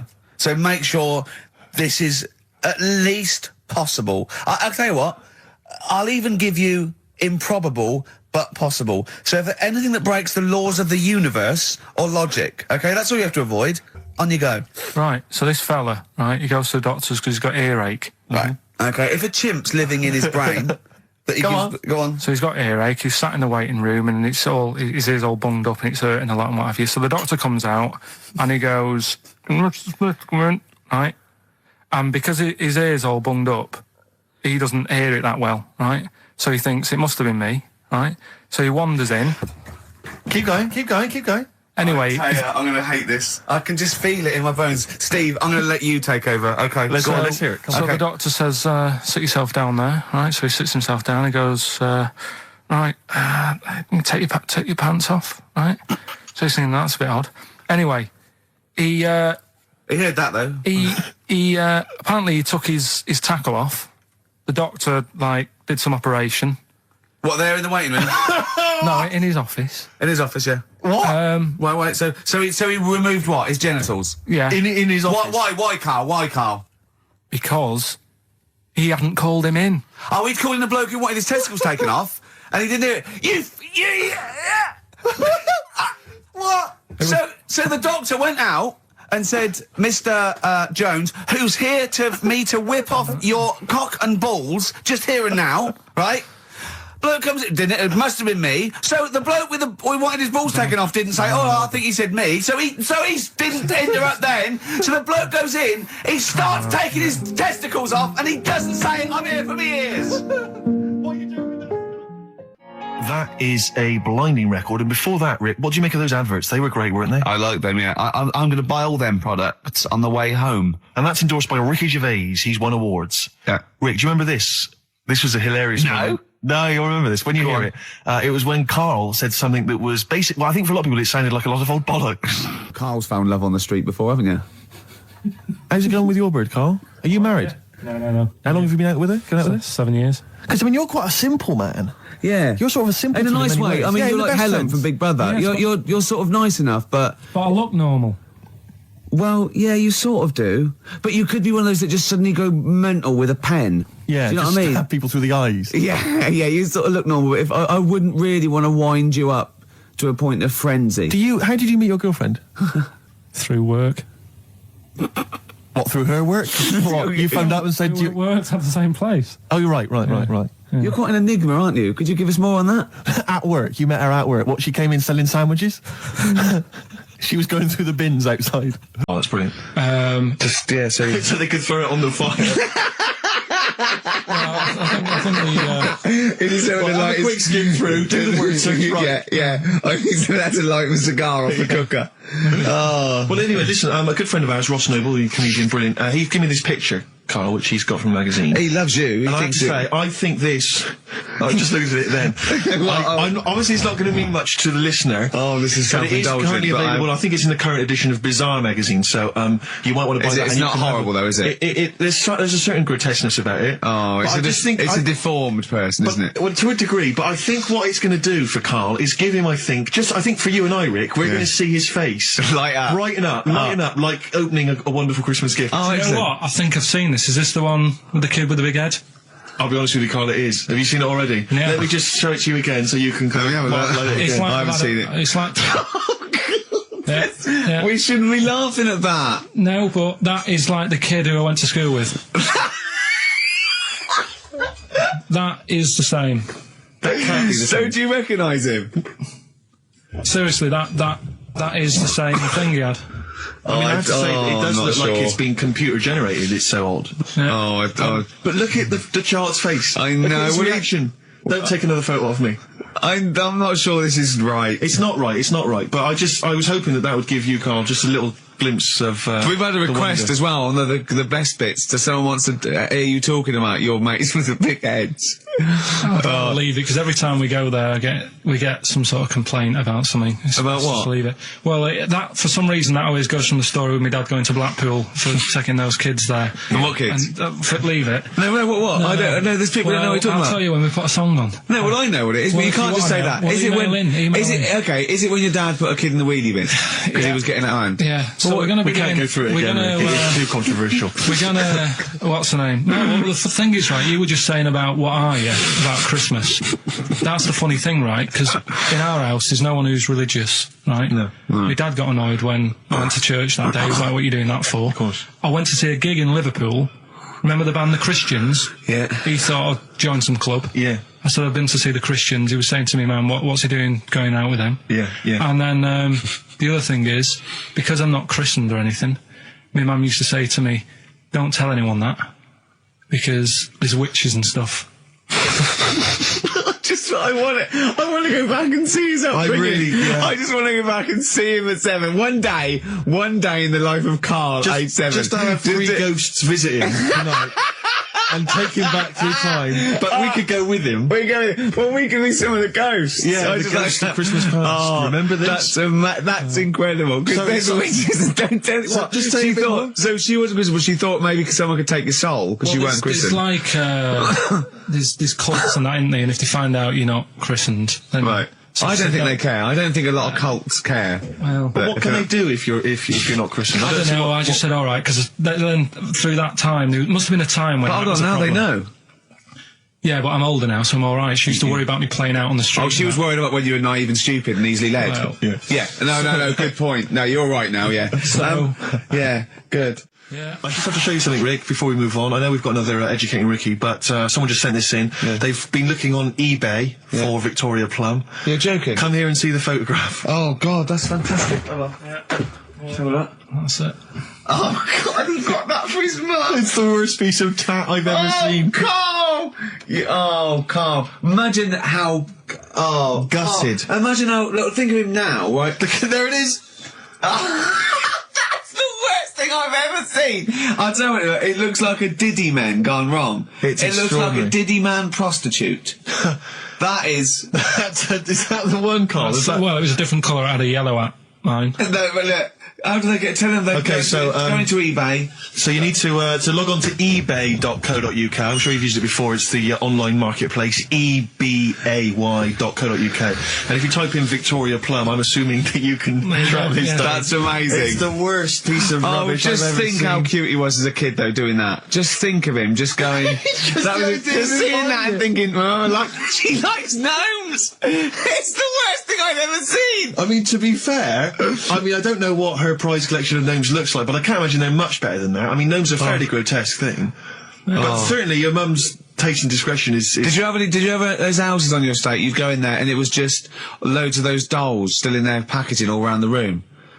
And sort of like one of those homes that keeps the sort of packaging on the three-piece suite. Why don't you buy another one for her for Christmas? Yeah. It's $3.99. It looks, but that's £2.49 because that was $3.99. Well, Oh, buy it, Carl. no, 'cause I've sorted out her passport this year anyway. I'll get her that next year. I've had an email from Andrew Forrest who has just simply entitled it Karl Pilkington. Oh, Karl Pilkington. What do you think of that? That's got to be your new name from now on. Oh. I had a mate who used to use it. What, he used to call you that? Yeah. Was that your nickname at school, Pilkington? No, it's not my nickname. It is now. No, it's not. It is now. Pilkington. Pilkington. Oi, Pilkington. Oi, Pilkington. Pilkington, do my Oi, homework. Where do you Actually. live? Where do you come from? Pilkington? No, there's this lad who called Mark, right, who I used to go to school with, who used to call me that. And his mum, right, was like obsessed with cleaning. And I was never allowed in their flat. He makes the place look untidy. So she used to, I don't know if it was just me or all his mates, but I used to turn up and she goes, yeah, he is in, but you know what you've got to do? And I used to have to go round the side of his flat, and he had a computer, right, which I used to play. I didn't have one at that point, but he had one. And I used to have to go round the side of the flat and stand at his bedroom window with his window open, and I'd be sort of leaning in playing the game. You are joking. I'm not, his mum- You had the weirdest upbringing I've ever heard. The things you were willing to do. It's the strangest. What is this town like? No, I stopped going once Was I there got my always own. music? Like, there's the horse in the house there. Oh, look at these two kids with big heads and webbed feet. All right, Ronnie. All right, Reggie. What was it like? She was obsessed. It is like you've grown up in a cartoon made for children. Yeah. No, his mum was really obsessed with cleaning. When Can I play it through his window? I used to, But these Mrs. Marigolds on. Ramsbottom, can I play it through Mark's window? Aye, you know what you have to do. she used to be up till about Is 3 in that the morning. Pilkington again? What Have you washed your hands? Well, up till 3 in the morning, She washing. used to be up doing the tiles in the kitchen. Washing until 3 in the morning? It's at 3 in the morning. And for ages and ages, that saying that out on the tiles, I used to think that came from, like, his mum. Because she was out, like, cleaning them late. So, till I was about 13, I thought that saying, out late, on the tiles, Yeah. was... And now you're not confused by anything. Well... There's no misunderstandings in your life now, is there? So he was allowed to walk in and out of the house, was he? Oh, he was all right, and he used to come round to ours a lot, and my mum used to get these pies from Hagenbach's, right? So... I don't know what that is. It's at that bakery where they used to chuck the cakes out the back, I'll tell you about. Yeah. And you ate six. He loved it, but I could never go round to theirs, or if I did, it was like, well, yeah, he is in, and I'd go, all right, and then I'd walk round the side of the flat. Stand outside. Why did you ever knock at the door? Why don't you just go around and knock on the window? Just to check he's in, because he wasn't always in his room. If he was in the lounge, he'd have to go to his bedroom, and then that's Used to meet you. This is the strangest. And you'd play a computer game through the window. You say it was a flat. It wasn't like a fifth-story one, and you had to get in one of those kind of cleaning contraptions and, like, winch your way up. I love the idea of that. So, oh, Pilkington.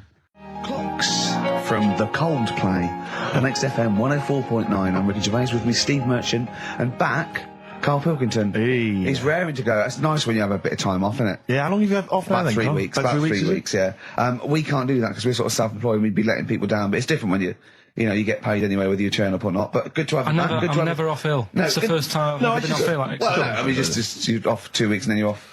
No, I just wish I was the kind of person who could let down an audience of regular really, listeners. yeah, but like I say... Well, no, we spoke to you. You weren't that bad. A cold, you don't go home for a cold. We were discussing this last night in the pub, and, you don't go home for a cold. Okay, so moving on. What have we got then? We've got some great songs. I've brought in the Smiths, I've brought in Buzz Cox, I've brought in Neil Young. I know Steve's got some hip-hop. Some great hip-hop. I've got some great Elvis Costello. It's going to be great. Carl, come on, concentrate. You've been away for 3 weeks. Just annoys. No, stop saying that. What? You're annoying me now. Why? Oh, what do you do? Go home ill? Oh, he's annoyed me. Oh, has he? Yeah, I got a bit of headache. I'm a little bit annoyed.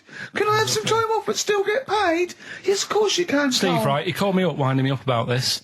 And, right, I'm 30, right? I'm 30 now. I can only remember being off 2 times. Oh, his memory's going as well. You'll have some time off. And both of them were when I was at school. What's school? One when it was windy. Why did you have time off? Because it was windy. But to be honest, Carl, that lasted for... Play a record. No, go on. Go on. Right, it's this woman. I don't even know if it's ghost, really. It's just a bit weird. Sure. Yeah, sure. There's this woman, and she's not a woman, she's a kid. Sure. Okay. Sure. She's walking down like a street in her area. It's a nice day and everything. Everything's normal. She's walking down, and a woman comes up, cycling past, right? The woman on the bike looks at the kid, absolutely terrified, right? Got a really scary face on her. Yeah. The kid's thinking, why is she doing that? Yeah. Right? So anyway, she thinks nothing of it, goes, I think she was playing in the park or whatever, goes and has a nice day. About 15 years later... Oh, right, yeah. She's, I don't know, I think she was going to work, right, on a bike. She was riding her own bike. Riding her own bike, cycling down the road. Oh, yeah. Looks at the kid. That's the thing that happened, like, 15, 20 years ago. Right. It's her on the bike looking at her as a kid. Right. Not another child. No. So it's her. She's seen herself. Carl? I mean, I don't know where to start. Firstly, where's this information come from? But I mean, why do you ever... I mean, I don't know what part of that you think can be true. I mean, honest, I'm speechless. I don't know what to say. What are you talking about? Bit weird, though, isn't it? But it's not true. It didn't happen. Nothing happened like that. She said it did. Well, then she's wrong. Who? She said she saw herself. She saw herself as a kid, didn't she?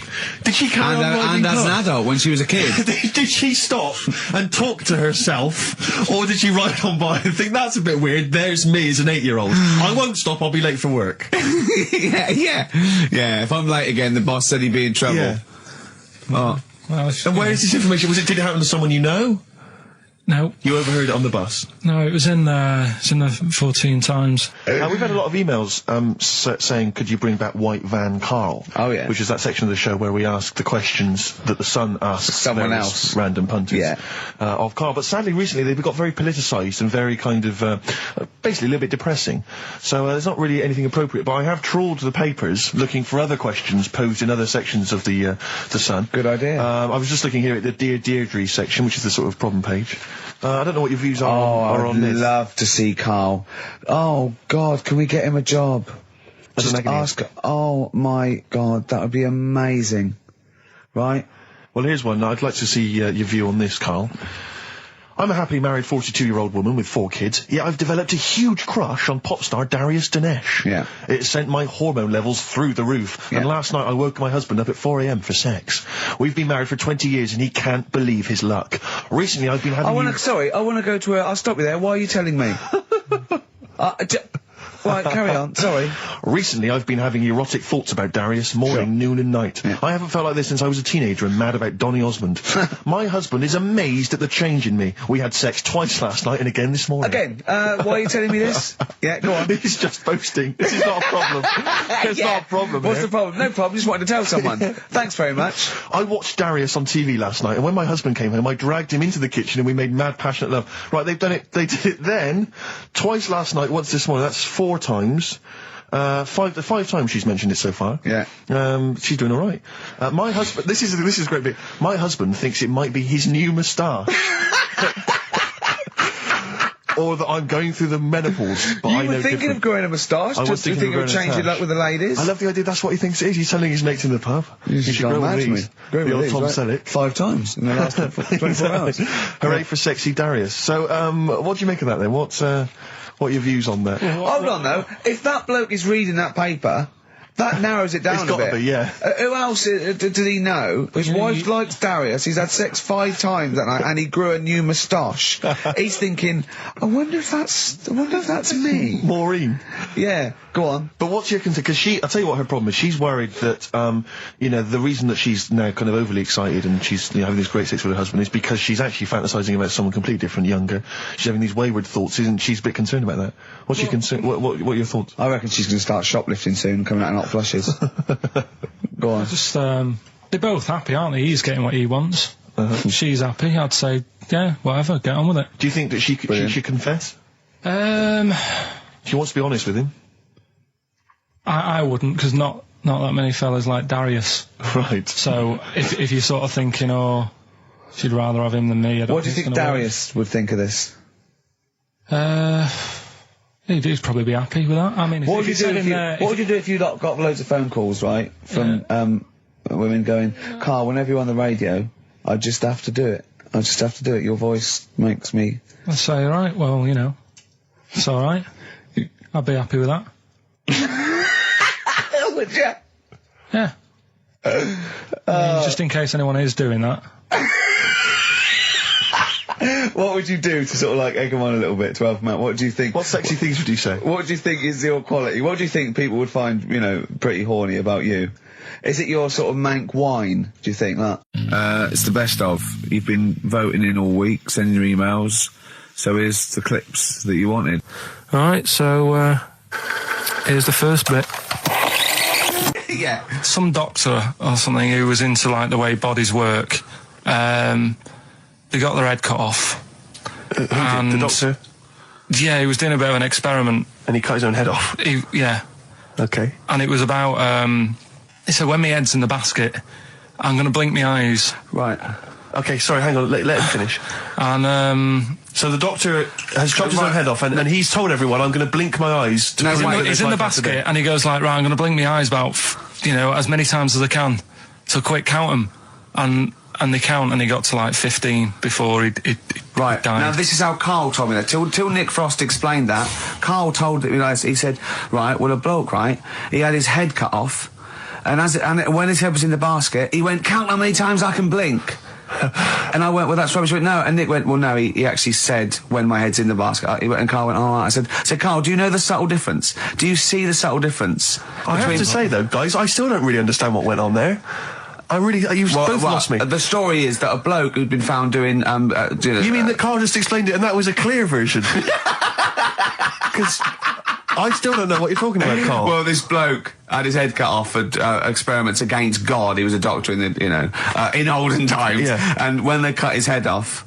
Why did they cut his head off? Because it was... he was crimes executed. against... Exactly, he was executed, yeah. And he said to his assistant, when my head's in the basket, I'm going to blink, count how many times I blink and write it down as an experiment, right? Carl told it to me, like his head was cut off and he went in the basket, and when his head was in the basket, he looked up and said, count how many times I blink. Yeah.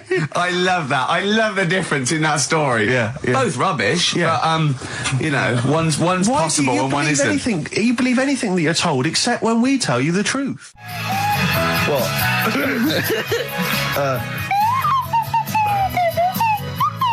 Someone's left one of those little things in here. It's brilliant, isn't It's it? amazing. What are they called, those things? I imagine they're just there. I was thinking of being in the front row at a Morrissey concert and going, can I just play along? They are brilliant. I don't know what kind of sound that is. I don't know. It's only used for when Kenneth Williams Yeah, exactly. sees someone undressing. Yeah. That's the only time that is used, that noise. Exactly. That is But brilliant. it's like it was specially created for the Carry On films. Yeah, we need, I don't know what it is, but we need something when I walk in and see someone changing. Well, what about this? There is a light that never goes out by the Smiths. I phoned Karl up in the week, yeah, and I said, what are you doing? He went, well, even though it's one of my days off, I'm just doing some research on the web. Found anything that said, yeah, I'm doing science. And then he said, you can get wigs for dogs in Tokyo. That's his scientific fact. And I went, what do you mean? Dogs, if they need a wig? I said, if they need a wig, what? Dogs going bald? And he went, like, this is fine to him. He went, it's a stressful city, Tokyo. The world's all right with Karl. He's always got an explanation. I've only ever seen him confused once. When in Edinburgh, he looked out of his window one day and he saw a bloke putting a parking ticket on some rubbish. Yeah. And that genuinely confused him. Yeah. He couldn't work out, could you? It's a bit weird, isn't it? But And the woman breastfeeding her 8-year-old child, you didn't like, did you? I don't like that. But the what's the name? Animals with wigs. I kind of thought, after I put the phone down to you, I kind of thought about it. Thought, yeah, it's a bit daft, that. You sure he's not the ageing pop group? No, the Animals. But when you think, have you ever seen like a bald pet? No. It's weird. What do you mean? Because my mum, we had a cat. We used to get through loads of cats because we lived on a. Oh, God, it started early today, innit? What do you mean? It's only 10 past one. What are you doing? Running a restaurant? We lived on. Oh, God, what do you mean? No, we lived on like a main road. Oh, yeah. Right? So Yeah. we used to get through a lot of them. My dad It was kept their saying, risk. you know, stop wasting money. You know, it's not Stop good. wasting money, not wasting cats. Right. So anyway, we had this cat that was ill all the time, and It's just bag of news, probably. Yeah, malingerer. Yeah, I'm terrified. I'm going to which house? Rome. Oh, God, bloody hell. Rome. Don't let me go to the Pilkingtons. and it, for some reason, it kept being sick all the time. Right? Yeah, that is news. That's definitely news. So my mum kind of thought, I've had enough of this, and she shaved it. Whoa, whoa, whoa. Whoa. Now, I know you're not vets in your family, but what correlation did your mum think there was between you being sick and shaving it? Because it kept being sick, and it was a pain to wash because it kept getting So caught she up. wanted a dry wipe cat. So Why didn't you just varnish it? What? it's weird. It's weird. Though. So now he's cold and sick. No, but not all of it. She left sort of the back half, but sort of from its waist, sort of. I love that. Shave it because it's sick on itself.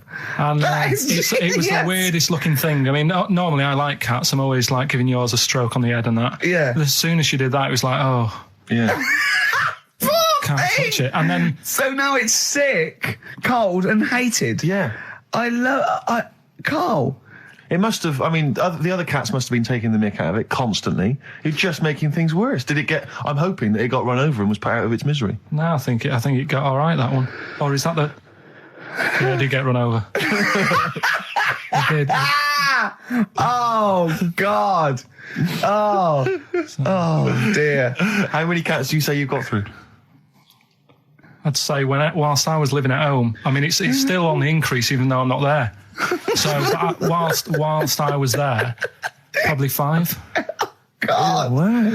Oh. Yeah. And were you upset each time, or you just got used to it? It's one of them things, isn't it? Like I've said before, when you first see something, it's a bit of a shock. Do you know what I mean? It's like the Elephant Man or whatever. Yeah. First time you see him, it's that sort of, oh, look at that. Do you remember the first time you saw Steve? No, I'm not being funny. Do you remember the first? Yeah, but I've said this before. It's always, then you get used to how people look and you don't... No. I'm gonna burst. Out of Time by Blur. Luckily, we're not out of time. Got another hour and 25 to go. So it's not over yet on XFM 104.9. I'm Ricky Gervais, with me Steve Merchant and Karl Pilkington. We've had quite a lot of emails as ever. Rick. I should just say, because we're very lazy. It's a much listened to show. We're very lazy people, and we rarely reply or read out the emails. But I never read the emails. Absolutely. So never I rely. If I haven't replied to them, or my mail, Steve opens my mail and reads my emails. So if I haven't replied, it's just because he hasn't passed it on to me. Yeah. Okay. But I haven't passed it on to you because I know you'll never reply. Sure. So, you know, I'm just cutting out that. But I just want to say thanks for the emails. We do read some of them, and we do appreciate the fact people send in jokes. I appreciate it. I love it. We've I don't have to do anything towards it. Sure, we had an email from Jack. He just said he missed the last 2 weeks' shows. Has he missed anything? Not really. No, it's the same stuff. Same old I think last week Carl was having a go at Chinese people not aging well. He had a go at the gays, and he came up with a ludicrous story about a monkey that was impossible. Yeah, exactly. So I don't think Jack's missed much. Go on. No. We've just had an email from the Pringles people. Oh, right. Good, because it's finally started to happen. I hear these stories about people getting given cars and Armani suits and trips abroad, and we haven't had no, but finally people are starting to, realise what we're doing, our impact on society, and we've got a whole box of Pringles sent to us. Not on those little tubes, the proper tubes, the foot-long tubes. Yeah. So... and what have they said? Well, the Pringles guys want them said, back. No, they've said they like the show, and if you want more Pringles, give them a call and they'll send you more Pringles. Yeah. I bloody love Pringles. Yeah. Pringles are... The thing about Pringles is, they're Moorish, right? Yeah. But how would I put it? You know the sort of thing when I open them, yeah. And by that when I pop, right? Yeah, I have to eat the. Well, okay, how can I put this? When I pop, I can't stop. What do you mean? I don't. Well, when I pop them open, I can't stop eating them. Right, open. when you pop, you can't stop. Yeah. I think that's because of the chemicals. I think that might be the reason. But they're good chemicals. They're good chemicals. They're the best chemicals. Pringle chemicals. They're not bad chemicals. Lovely. Like using chemical so warfare. yes, I want some more Pringles. Bob Dylan, It's All Over Now, Baby Blue from 1960 something. Bit of trivia for you, Steve. Go on. That is the last record we ever played on the old XFM before we were fired. I bet that was a moving moment for about 8 people. I just thought of something. You know that thing we did about, they said that we just cared about the money, selling it to America? Yeah. If we cared about money, would we be here now? Do you know what I mean? I know. I think this proves that we don't do things for the money. Exactly. Jesus. All right, Carl? Couple of emails. Monkey Matt's emailed us. Who? Monkey Matt. Oh, Matty, yeah, go on. Yeah. He says... How's the Monster? He's all right. He says, Carl has missed a cracking headline from The Sport. Hide-and-seek champion found dead in cupboard. I hope it's real. I don't know if it is. I doubt it. Feeder. Do you know what? I'm annoyed at now, right? We've got another ad break coming up. How many ad breaks have we had in this show? I know. Carl, how many ad breaks have we had in this show? Only about 3 an hour, 3 or 4 an hour. 3 or 4 an hour, so about 3 minutes. So, 20 minutes. 20 minutes is wasted on shite. I mean, apart from the stuff we talk about. Well, it's funny you should say that, because someone said to me last week that they felt that there were more adverts now on the show than there used to be. Are there more adverts Rick, in the show? I think, just checking some of the emails, I think that's because people are requesting them. They find them more entertaining than what we're giving them. But can't we sort this out? Well, don't go on about it. No, can't we though? Why can't we have less? Why have we got so many? Is it? It happens, doesn't it? Well, no, you can't listen to the radio after every record. It's bad enough trying to keep them listening with the rubbish we come out with. Yeah, we've got Rockbusters here, let's get them back. You know what I mean? Don't steal our son. Please, lads. Thrills on XFM 104.9. I'm Ricky Gervais, with me Steve Merchant and Karl Pilkington. Yeah. Little Carly Pilkington, little baldy mank whinging little twat. How are you? Yeah, all right, yeah. What are you doing? Happy? Feeling a bit happier today? You look as full of spunk, as they say in America. Yeah, I'm all right. Just a bit of a miserable day, though, isn't it? Yeah. A bit miserable. Yeah. Walking in today, right? Do you know I walked through, like, the sort of the gay district of London and that? Right. You don't walk, you mince, don't you? Well, just walking through on the way to work, and I'm always interested in their little shops and stuff that they have, right? Loads of their little shops. That's don't be ashamed of. If you want to go in and buy something, go in and buy something. I'm just having a look at, looking in the windows and stuff. Little postcard just near the near the entrance. Yeah. That's meant to tease people in, to make people go, that sounds good, I'll nip in. Right? Little postcard. Free butt plugs with every sale. That's great. How did we get from 5p off milk to free butt plugs with every sale? Wow.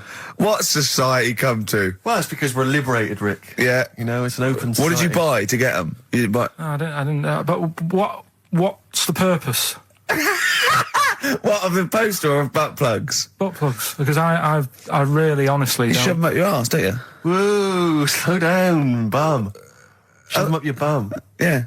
But when? Is that just like when you're doing whatever, doing stuff around the house? Or... I think it's not to keep things out. Is it like you would use a plug in the sink to keep, the water in the sink? Oh, if you're not gay. Get that? Oh, yeah. No, I know what you mean, yeah. I don't know. No I mean, entry. What is it? I mean, I don't understand what I that's don't know. I assume it either feels good or are they... well, I've got to be careful here. Or are they sort of like breaking it in? Right, yeah. Do you know what I mean? Like it's like a shoehorn. Sure. or It's like when you stick paper in your shoes if they're a bit tight. Or those people who sort of like put little bits of wood in their lips, and then as soon they've got big plates in their lips. Yeah. Same with the butt plug. It means you can, you're ready for anything. I don't know, do I? And look at Carl's face. Well, if you know what butt plugs are used for, then why not get in touch? Ricky.Gervais at XFM.co.uk. What do you think? If there's any... I can't believe we're already on this subject. I know. How is it? It's 1:05 and we're I was going to say then, if there's any people who use butt plugs, and I was thinking that Carl would have said, well, they're not up yet. Yeah. Because they go out late. No, but what is it? We're award-winning people. We've written a TV Not on show. It's radio, highly though. respected. Not on radio. We're rubbish on radio. I know, but We've got nothing to lose. I always say to you, Steve, that I like educating people and that. Now, the way I see it is I didn't know what they were. Let's phone to go. Someone might know about butt plugs. All right, we'll get No, some. get them on. Get them on. Ask them. No, because they might say something dodgy. Oh! Yeah, whereas, what have we just been doing? Just take a chance. Take a chance and tell them not to swear. Well, you tell them. Okay. Right, Steve, I haven't got my headphones on. Hello, who's that? Can't hear, hold on. Who, sorry? Nicholas. Nicholas, hello, mate. You're not going to swear, are you? No, I'm not going to Keep it clean. Yeah. Keep them keen. What were you calling about? I'm phoning about your plugs. About, not my plugs, but sure, plugs in general. Do you know much about them? No, Are you a plug user yourself? No, I'm just thinking if maybe you've got some gay friends and you're spending the night at their place, you might want to use one. Right. What, you mean experiment with them, or...? No, so you can make sure they're not going to do anything while you're asleep. Could I suggest, just lock the door? I mean, that is easier to me. Can I make a bigger suggestion? That's probably the most homophobic thing we've had said on the show today. Thanks very much for your call. Right, okay, good. Well, that's why we shouldn't put people on the line. Just, without checking first. I think Carl's made a good point. That's the calibre of listener we've got. Carl, come on, what's the matter with you? Oh, Thorns. that's No blue sky. Beautiful, isn't it? And that great track. it's all right, yeah. Just had an email, yeah. That woman who opened the Office script could have her head cut off. Apparently. When a letter is posted, it becomes the property of the Queen until it reaches the person it was meant for. By opening it, she's committed treason and could be killed. I don't know if you're familiar with this story, Carl, are you? Go on. Apparently, some copies of the Office Christmas specials scripts got sent to the wrong address. Some woman. And, I don't know what you do in that situation. Normally, if I get mail that's not addressed to me, I just give it to the postman or put it back in the postbox. Radio 1 tried to speak to her, but apparently she's got a gagging order, which makes us think that she sold it to the Sunday. So we'll read it. We'll read the plot of The Office tomorrow in the Sunday papers, which ruin it for some people. Ruin it for a lot of people, yeah. But the other thing is, I mean, if it was sent to her, obviously her name wasn't on it. Oh. If that's true, in which case, I think that's quite a serious offence, isn't it? I would hope so. I mean, I would hope that, if I sent something in an envelope, it was... But the BBC, the BBC thinks that because the person they said it was meant to be sent to got his, he thinks maybe that's an excuse. Maybe someone gave her the script and said, don't say it came from me. Yeah. So I don't know, maybe she's protected someone, I don't know. Yeah, well, I mean, don't if that is Well, the either way, don't sell it to a newspaper. Well, yeah. It's just the kind of mercenary nature of it that I loathe, you know? It's the fact that it's only just now makes me wonder if she had it there lying around in her house and someone said to her, well, why don't you go to the papers? Yeah. Try and flog it. But I just don't think I don't think she's going to get a lot for it, because people are going to see it soon. It's not like it's the Hitler Diaries. Well, they're not very well written. But, I mean, I don't know. I tell you what I'm frustrated by, is just the fact that it's like we've worked hard to give people some kind of pleasure for this Christmas, you know, because a lot of people are very depressed, Rick, very low at this time of year. They've not got what they wanted. But we're trying to cheer them up, give them a bit of happiness. Yeah, but I think she'll be happy if she gets a lot of money. True. I don't know. I think it's just tacky, really. It's like, well, I just say, if you're a fan of the show and you don't want to know what happens, then don't read the Sundays Tomorrow, or at least avoid it when it says we tell you what happens. But the papers might not ruin it. The papers might go, we've got them, but we're not going to ruin it for people. That'd be a nice gesture. Ideal. But I don't know. All I can say is it's a good job that I send out the prizes. Because that Michael Palin around the world in 80 days will be going to the person who won it. Yeah. And if someone else receives it, they better not try. Right? It's not true. Opens the door, jams the things, you know, like the little catch. So the microwave works. She jams it with a screwdriver or a knife or something. Yeah. Puts the microwave on, sticks her head in, boils her brain. Don't be ridiculous. Right? Well, why is that ridiculous? Boils her brain. She boiled her brain. She boiled her brain. And this is what's good about the internet. I went straight from that, and there was a subject about brains. And do you know that Russell Crowe, when he dies, is giving his brain to charity or something, some sort of some people who can do stuff with it. She gave hers to Pot Noodle. Vesta. Yeah. Oh, That's the boiling sort of a stuff. skull. Yeah. That's not true. It's not true, Carl. It's the same as the woman who put her poodle in the microwave, isn't it? And all that. Just urban myths. They're urban myths. But again, where does it start? Someone made it up. Yeah. For a laugh. They're just too convenient urban myths. Everyone said you can tell an urban myth's not true because it's always this happened to a mate of mine, and when you say what happened then, they go, don't know, that was it. Was it? Was that it? Was it? Someone boiled a brain and that was it. There was no more story. Well, Were there any dates, locations, times? I think it was in Belgium. There's that one that a bloke, right, was going to get a phone call at 4 o'clock to find out if his business was, okay, right? And if he didn't get the phone call, he knew he was broke, destitute. So dead on 4 o'clock, the phone didn't ring, so he went up to the roof, his office, and he jumped off to commit suicide. And as he was passing his window, the phone was ringing. Oh, no. Carl, it didn't happen. Didn't happen. Think it through. Think it through. Who told that story? Who told that story? As he hit the pavement at 120 miles an hour. He's the only person who could have known that series of incidents. Also, why didn't And he he's wait? dead. As his life's at stake, why didn't he wait till 5 past? I'm going to give it 5 minutes just in Just case. in case the lines are busy. Yeah. And what sort of bloke goes, I'll call you at 4, okay, if you're busy. Well, call me anyway. No. If I don't call exactly 4, then, you commit suicide. Commit suicide. I would, because if I don't call at 4, that's the end of it. Well, call me anyway. No, that's not the way I work. Why can't you just call me and tell me the other way? Well, I'm telling you how I do it. If you're bust, I don't call. Can't you just call to verify in case something goes wrong? What if it's engaged? It won't be engaged. Just commit suicide at 4, please. It didn't happen, Carl. The other one, right? A bloke, right? He's on a train station, and I'll tell you how I heard it.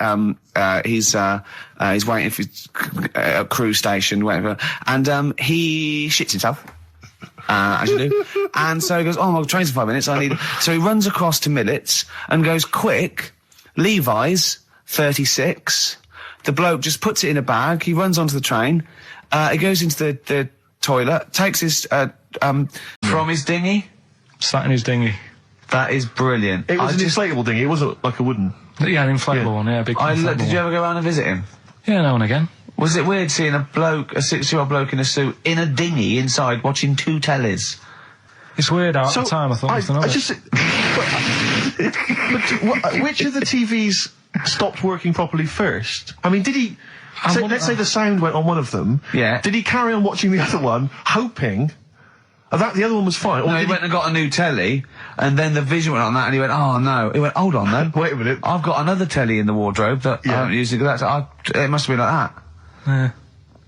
Wow, he sounds brilliant. Is he still alive? Yeah, he's still around, yeah. I haven't seen him for years, but he used to...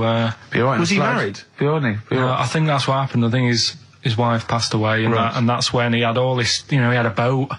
And it's like, oh, where am I going to put it in a bed sit? And it was like, hang on a minute. Yeah. You know what I mean? Sleep in that. So, yeah. I wonder if he ever brought any women back. Just the idea of bringing them back, getting down to it. Shall we move into the bedroom? Ahoy! Oh, That is fantastic. What were we talking about before? I was until, you know, the most complaints ever, the Last Temptation of Christ. I haven't seen it. What was it? It's Scorsese, isn't it? it's Martin Scorsese, and I've bought the film actually recently because I was intrigued to see it, but I've not actually watched it. But from what I understand, the reason that it was so outrageous is because it has a whole sequence which shows what it would be like if Jesus had lived his life and not martyred himself on the cross, but lived his life as a human being, part of which is him having sex. And so I think that was chiefly what the outrage was, that it was showing this godly man to be, you know, as human as he was supposedly, you know, because he's supposed to be human as well. So so that's the reason. That was the reason that there was complaints there. I don't know. I haven't seen the film. Well, I can't say. you see him, do you? You see him having sex, I think, yes. Although it is an actor, Carl. Yeah, it's not point actually out. Jesus Christ. It's not the real. It's not the real Robert Powell. No. It's an actor playing Robert Powell. It's that, you see, sex on films and all that, right? When I was growing up, There you I'd go. be watching... No, I'm just saying an example of this, really, Go on. right? When I was growing up as a kid and I'd be, you know, watching films with my dad, right? He'd really be enjoying a film, right? And then a sex scene would happen. Right. And he'd go... On film. in Or the just film. behind you. Yeah. In the film, a sex scene would happen. Your brother up to his old tricks again. And he'd get up and go make a cup of tea, right? Right. Typhoon that he'd stolen from some sort of telephone box. And like even recently, he thinks it ruins a film. Do you know what I mean? Because there's no need for it to happen, is there? Really? Yes. Why? Sometimes it's warranted. If the film itself is Yeah, no, fundamentally some about... films it isn't though. Some films it of isn't. course, some films it's arbitrary. I think the films that him and his dad watched together on Channel 5. Yeah. Probably not. Is it only on Channel 5 but in do your you know- house? But let's put it, if you're watching, you know, I don't know, a late night, Friday night, you know, From erotic thriller. 1983. Yeah, illegal briefs. A beautiful lawyer has to defend a man who may be a killer. She falls in love with him, but does she know a real man? Oh dear. You know what I mean, though. Lest you forget, of course, that Love Heat. With the bloke that is now in... Go on. you know, of course, that according to the Internet Movie Database, I once appeared in one of those films, in the film Killer Image, a Canadian film, I believe, from 1989. According to that computer... It's all wrong, website. isn't it? It's all wrong. It's all completely wrong. Of course it is, yeah. Apparently I was in that, and I played the role of Kirk. Was it a porn thing? No, I think it's just an erotic thriller Oh, right. that I supposedly... You only was had a in. very small part, though, didn't you? Indeed. Yeah. Yeah. But no, do you know what I mean? Sometimes you don't need to go that far. Say like in this Jesus program, right? Film. What's it called? The Last Temptation of You're Christ. just like talking... You know what? What's his name? Is it Ralph in The Simpsons? Yes. I drawed a kitty cat. It's like talking to that. Yeah. No, but right, this sensation thing, right? Do you know, often we don't get that many complaints on this show. We don't get very many complaints. And I think that's either because there's no listeners, or B, it's because most people agree with Carl. And that I terrifies know. me. Or they let him off because it's like, you know, you can plead insanity, you can go mental and Yeah. kill a few people, but they go, oh, he's a bit backwards. No, but was it because like they're saying that he was having it away, or is it because you saw it? What got the complaints? The complaint was the very suggestion that Christ It was himself would be a having blasphemous sex. thing, not the fact that you saw an actor's knob. So what about if they just cut it down a bit and you like saw the little stable door closing? It wasn't the baby Jesus having sex. It was the grown man. The stable door shutting. No, but do you know It what was they the do? nativity scene. Ah, that is brilliant. That is. then- The wise men saying, I can't believe we brought myrrh, we should have brought condoms. Yeah. There's 2 for 1 offering, Boots. Yeah, I don't know what we were thinking. With frankincense. It's always awkward. Should we isn't it? apologise now to the Christian church as well? So Sorry, we- the little Chinese fellas, little Welsh fellas, and the little Christian fellas. We haven't said anything wrong. No. It's like, you see, when I was growing up, Stable door. I love the idea that in Carl's world, he was born in a stable, just thought, well, I Yeah. love this place. Yeah. I'm just going to stay here the rest of my days. This is good here. Oh, brilliant. but when I was watching telly with my mum and dad, I mean, it still happens now, right? My dad will sort of go, oh, ruined, good film ruined, right? Yeah. If some sex scene happens. But why doesn't he But just what are we ignore talking it? about sex scene? Are we talking about a kissing, or are we talking about penetration and looking at the camera? Going, just- are you enjoying this, Pilkingtons? What are we talking about? What is sort of extreme levels we talking about? Right, last time I was down there, right? Yeah. What was it? Meet Joe Black. Meet Joe Black. Meet Joe Black is a terrible film. yeah. Right? There was good film, and then you know it's going to happen because like the music comes in. Brad Pitt's keeping quiet. A woman's eyeing him up. Sure. So my mum, I love that. my mum's worked it out already, and she's going. Anything on the other side, love? She knows. She She knows it's something's. Well, so you can be enjoying a film and you can be an hour and 10 in, and then some spidey senses of one of them can go, should we turn it over? And the other one goes, yeah, all right. Are you sure it's not them protecting you from scenes of sex? So that what they're thinking is, what if Carl gets the idea to have sex? Yeah. That could lead to procreation. We don't want any more like him. Yeah. We've got to end the line here. You sure it's not the doctor? Keep calling on going, you are keeping away from exactly. women, aren't you? He must never find out. Are you how sure it's they're not done. embarrassed because they're watching a sex scene with their son? It happens every time, right? There's 2 things that my mum does, right? It's that if there's sex scene on the telly, she'll go, anything on the other side, love? And the other thing she always says, if ever there's anything on the telly with Elvis in it, Yeah. she goes, oh, I like him, right? And we all know, we sat there, we know what she's going to say next. Yeah. So you don't even bother saying why, right? And she goes, he likes fat, ugly people.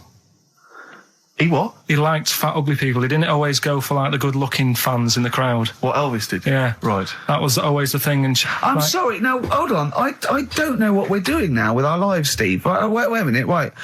So your mum says 2 things, right? She either says... Is there anything else on the Is other there side? anything- Or, I like Elvis. There's a pause because you know what she's going to say next. She says, he liked fat, ugly people. How often does this occur? Well, because they've got like, Sky, there's a lot of those channels on. They're like the music channels. So Elvis always comes on. There's either an Elvis film, there's like, a classic hit by him on. And she'll go, I like Elvis, he likes fat, ugly people. And what do you mean he liked fat, ugly people? Is she a fat, ugly person? Because there's that special Vegas show, isn't he, where he's dancing about, right? And he's got loads of scarves around his neck. Towels. Yeah. And like, he always hands them down to the fat, ugly ones. Right. And I always say it's because they're the fat, they got a sweaty face because they can't, you know what I mean? I don't know what world they I live don't in. know how we've gone to this subject. What sort of world are you guys when you're watching his face? And what do you mean fat, ugly ones? You mean they're in the front, they're sweating a lot because they're a bit Yeah, chubby? so she thinks, is giving them a towel because it's But he's like, really going, wipe your face, you're putting me off, you Yeah. fat cow. Stop sweating near me. There's another one. What? So, hairy Chinese kids, Yeah. Jesus. We haven't slagged off hairy Chinese kids. We slagged off Chinese. We didn't slag anyone off. We just said they really haven't got a town as such, and they wear shoes. What did we say? Yeah, little wooden shoes. And what did the I just don't know how we got onto Elvis and big fat ugly women. I don't know I don't know how we Did you sidestepped from the last Temptation of Christ. Did you see that fat girls and feeders Go program? there a minute. Eh? What's Tom that? Petty first. Oh, brilliant! It's a great song. Breakdown. How many Tom other Petty. radio shows have talked about Last Temptation of Christ, Chinatown, Yeah. fat ugly women? More Yeah. than 60 minutes. Exactly. Incredible. Sony Award winning. I've always wanted a little owl on my desk. I'd like be doing work and there'd be a little owl there and I go, can you give me that pencil? And it just sort of goes over and gets me a pencil, goes, cheers, and it just watches me and it thinks I'm brilliant. Do you know what I mean? Not really, no. No? No, I've never had an urge to have any kind of animal sat on my desk. No, Carl? You'd like a little owl, wouldn't you, that helped you? No, I had a little magpie, didn't I? We've talked about that. Oh, he came down and started pecking your grifter, didn't he? Yeah. What was his name? Maggie. Sure. Brilliant. Inspired. And you took it to school and it didn't come back once. Didn't come back. Didn't see it again. Oh, dear. Did it ever peck your head? Because you used to have hair, didn't you? Mm. Yeah. No, it did. It started getting a bit violent. Really? Yeah. Was it becoming sort of of age when adolescents probably